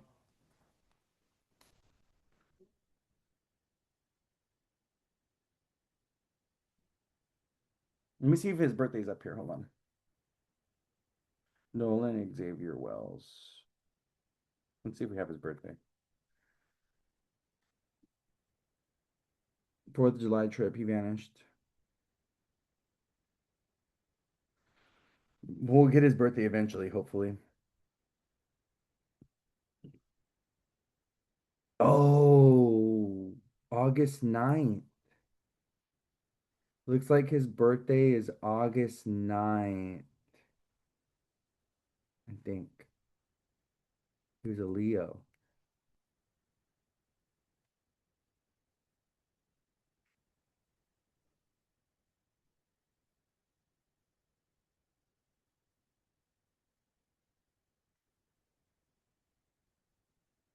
We'll look at his chart one day when we get the official birthday. But yeah, it's funky, it's weird, dude. It's just weird. It's a weird vibe. It's weird. Like, I don't know, it's just weird. I feel for him, you know. But yeah, he was a Leo. They took him out. Yeah, there's something fishy. I hope that it just doesn't get, you know, brushed under the rug and, he doesn't find justice and stuff like that because it was really, really messed up. Yeah, well, and we'll look at his birthday and when we get his birthday, we'll be able to take a look at his birth year and everything, we'll be able to take a look at what happened based on this chart, right? But yeah, so the moon's gonna be in Gemini this weekend, and it's gonna be a very exciting, fun weekend. I really do believe this. It is building up to the new moon in Cancer though. So on Sunday, as the moon goes cadent, not cadent, what am I saying? As the moon gets into its balsamic vinegar phase, the moon is going dark and it's preparing for the new moon. So on Sunday, as the moon gets to the last degrees of Gemini, and then it goes into Cancer for the new moon. We're in the balsamic phase of the moon on Sunday and Monday. So this Sunday and Monday, the 12th and the 13th, will be bringing closure and completion and endings. Tends to be the balsamic moon phase is when, yeah, the balsamic vinegar phase. Yeah, that's how I remember it. It's easy for me to remember it that way. But yeah, so the balsamic vinegar phase is when we tend to see a lot of endings, a lot of closure, a lot of release. We tend to see people pass away and stuff like this, especially because it's building towards like a new moon, and a new moon is a dark moon, right? Hi, baby. Come here. Yeah, boy, you come here, come here. No, come on, get up. Get up. Come here, let me see you. Come here. What's up? Relax. He was over here playing and stuff, and then all of a sudden, here, come here. You guys hear him growling? Look you. Relax. What's going on? He was like outside playing with my brother, and now he's acting like a little, what's your boy? You guys hear him? Ah. All right, I don't want to play with you anyway. Ah. What's up? So funny. But yeah. So yeah, my loves. 3, 4, 5:30, 2.5 hours we were here. Hi, handsome. Hi, handsome. What's up, dude? What's going on with you? He's all growling. He's all irritated right now. His face, you saw? He's a Leo. Angry loaf. Yeah, a Leo being killed by friends. The opposite house where Pluto is there in Aquarius. Yeah, quite literally, Jupiter and Leo, like the star player. Jupiter and Leo opposite Pluto and Aquarius. The different friend, the ostracized friend, the black friend amongst white people. Jupiter and Leo opposite Pluto and Aquarius. The outcasted friend, the scapegoated friend. Jupiter and Leo opposite Pluto and Aquarius. The different friend, the outsider. Exactly. Yes, the outsider. Exactly. So, hoping that we see some progress associated with that case over the upcoming weeks and that we get some answers because that was really messed up. But yeah, this is where we end. So, the moon in Gemini on Sundays where we end, and then we have our new moon in Cancer that's coming up on Tuesday, the moon goes into Cancer on Monday. Sunday night going into Monday, and then we have our new moon in Cancer that is going to be conjoined Mercury retrograde on Tuesday, July 14th, and we'll be doing that live. I'll be doing the live on the new moon in Cancer. We'll be talking about that live. I'll be doing that either on Saturday or Sunday of this upcoming week. Okay. So, yeah, his birthday was, it said here August 9th. Someone said,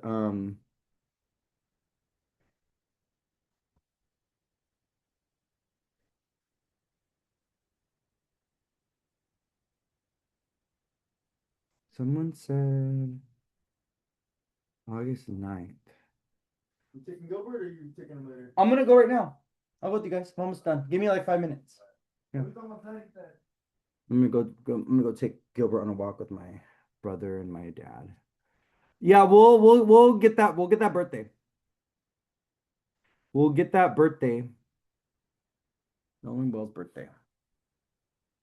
And then we'll take a look at his chart maybe. Oh, August 9th. Yeah. So he was 18. So he was going to be 19. So he was born, if it's 2026, that means he was born and he's 18, 2026, 2016, 2006 would make him 20. So that means he was born in 2008.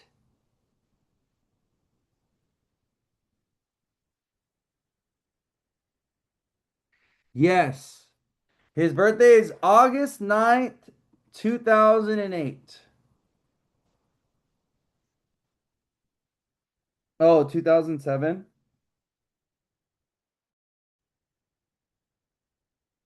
Oh, is it 2007?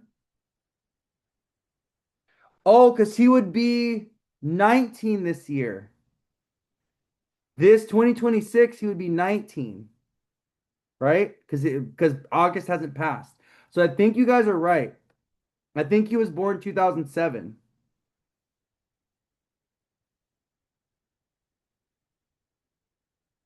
Oh, you saw '07 on Threads? Okay, well, let me take a look. Okay, okay, yeah. Yeah, yeah. It's 2007 then. It's 2007. August 9th, 2007. Hold on, let me look at his chart really quick. He was born in Georgia somewhere, I think. August 9th, 2007. We're gonna, when we don't know a birth time, you could use noon or you can use like 7 a.m., 6 a.m. We put the sun in the rising to read the chart. That's a really good way to read a chart if you don't know the birth chart, if you don't know the birth time. Ocean Springs, Mississippi was where he was born. Ocean Springs. Okay, here it is right here.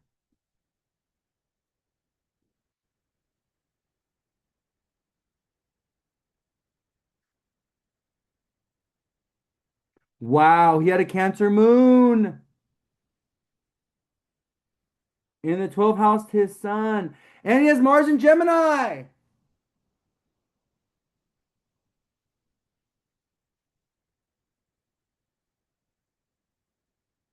He has a 29-degree Venus in Leo.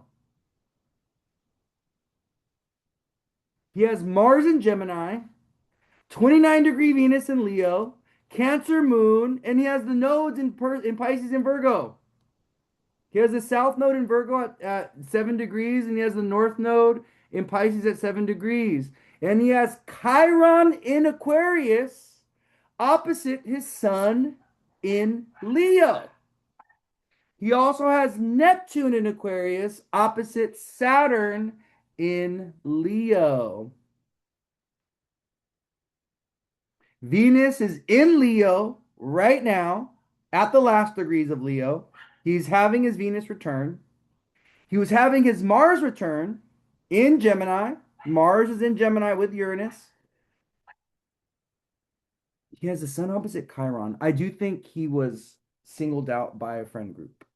I do think that he had an argument or fight with a friend, or he was possibly like bullied or ostracized or something like this. We're probably not going to get justice for him, my loves, because of the nature of his Mars and because Leo has he has Saturn going through his ninth house. Oh, he has Saturn going through the ninth place of his sun. So I don't think we're gonna get just. I don't think there's gonna be a proper legal review or a proper like police review of his case at all. He has Mars in the 11th house to his sun, which is literally bad friends or mischievous friends or deviant friends or friends that put him in perilous positions. Honestly though, if he doesn't know how to swim and if he was drinking alcohol, this is the chart of someone that could also end up blacking out or drowning because of like an alcoholic thing. Or this is also it's possible that he could have gotten into a fight with someone that was drunk or that was under the influence, you know? To me, it's just crazy. Neptune opposite or Sun opposite Chiron. That tells me that there's people that just didn't like him, that were jealous or envious of him. He has Pisces in the eighth house away from his sun. So one of the things when we want to understand like people passing, we always want to look to the eighth house of their sun, the eighth house of their moon, or their eighth house from their rising. The fact that he has Uranus in Pisces and the North Node in Pisces literally speaks to a karmic accidental drowning, Uranus. Okay. Um, that's kind of that gets blown out of proportion or that ends up becoming like a big deal. Because the North Node makes things like a big deal. The North Node does bring karmic fated things, but the North Node also brings like it just amplifies things and it will make someone's passing a very big dramatic thing, right? But the Uranus here though, Uranus, Uranus Mars on the day of, the moon in Pisces in his eighth house, squaring that Uranus Mars, squaring his own Mars the day of.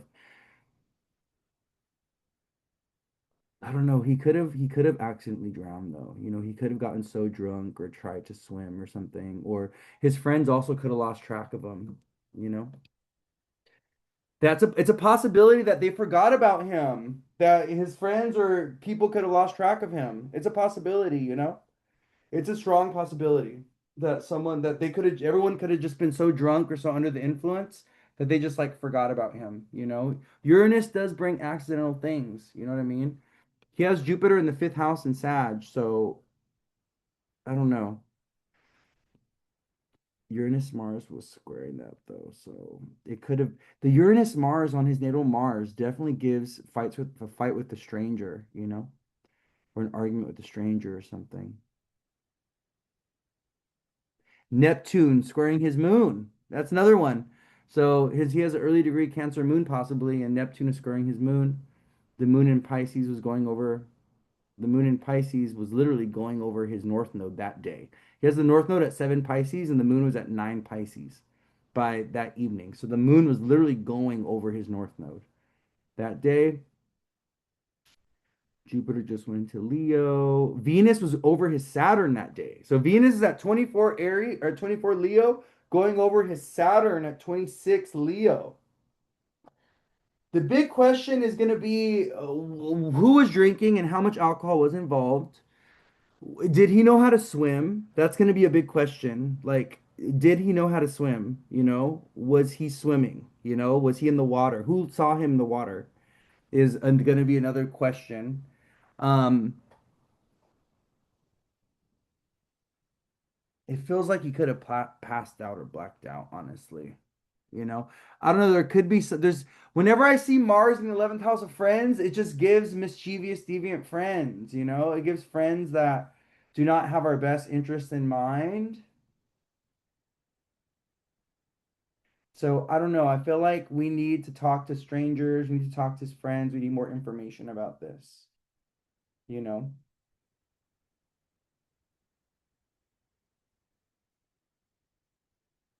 Yeah, that's the big question. Why do they hide it? Why can't the parents see the body? Yes, these are all things, you know. He could have been targeted, you know. He could have been targeted. It's a very possibility that with Mars in the 11th house, he could have been targeted by his friends, right? Or they could have taken something out on him, or they could have like betrayed him. It's a possibility. All these things are possible. Someone said they feel like there was a sexual component. Maybe. It's a possibility, you know. It's a possibility. It's a possibility. I think we're gonna get answers with this come the with the North with the Pisces eclipse. So I think we should stay tuned for what information we get when it comes to this case come August, especially the solar eclipse in Leo, because that's gonna be right on his sun. So the solar eclipse in Leo is gonna be conjunct his sun at 16 degrees Leo.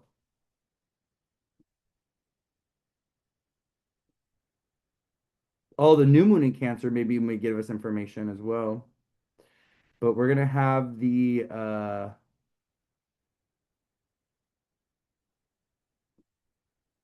gonna be a full moon in Aquarius that's on his Mercury. And then there's gonna be an eclipse in Leo that's on his Saturn. There's definitely gonna be some information that's gonna come up with the eclipses. And then we're gonna have that Pisces eclipse that's gonna be with his North Node in Uranus. So we're definitely gonna be getting some information about what happened to him come middle August and end of August.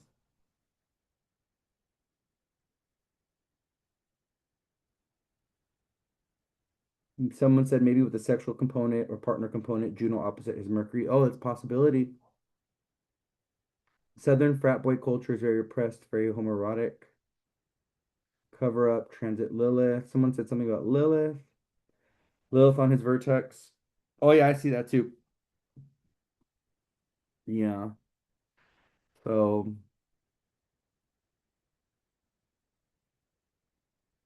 we will be getting information on that. All right, my loves. Well,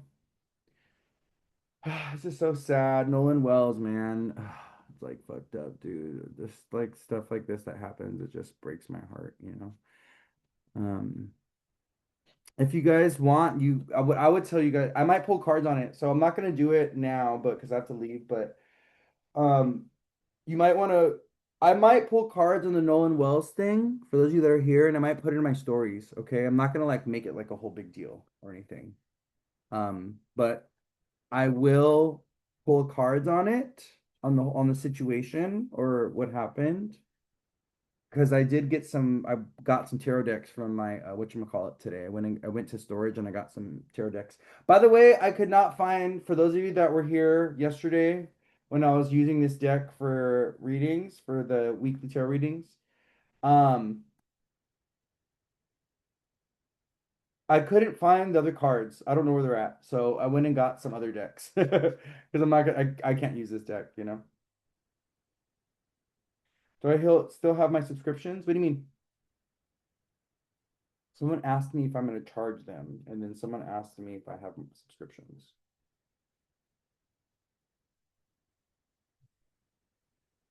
Put this in here.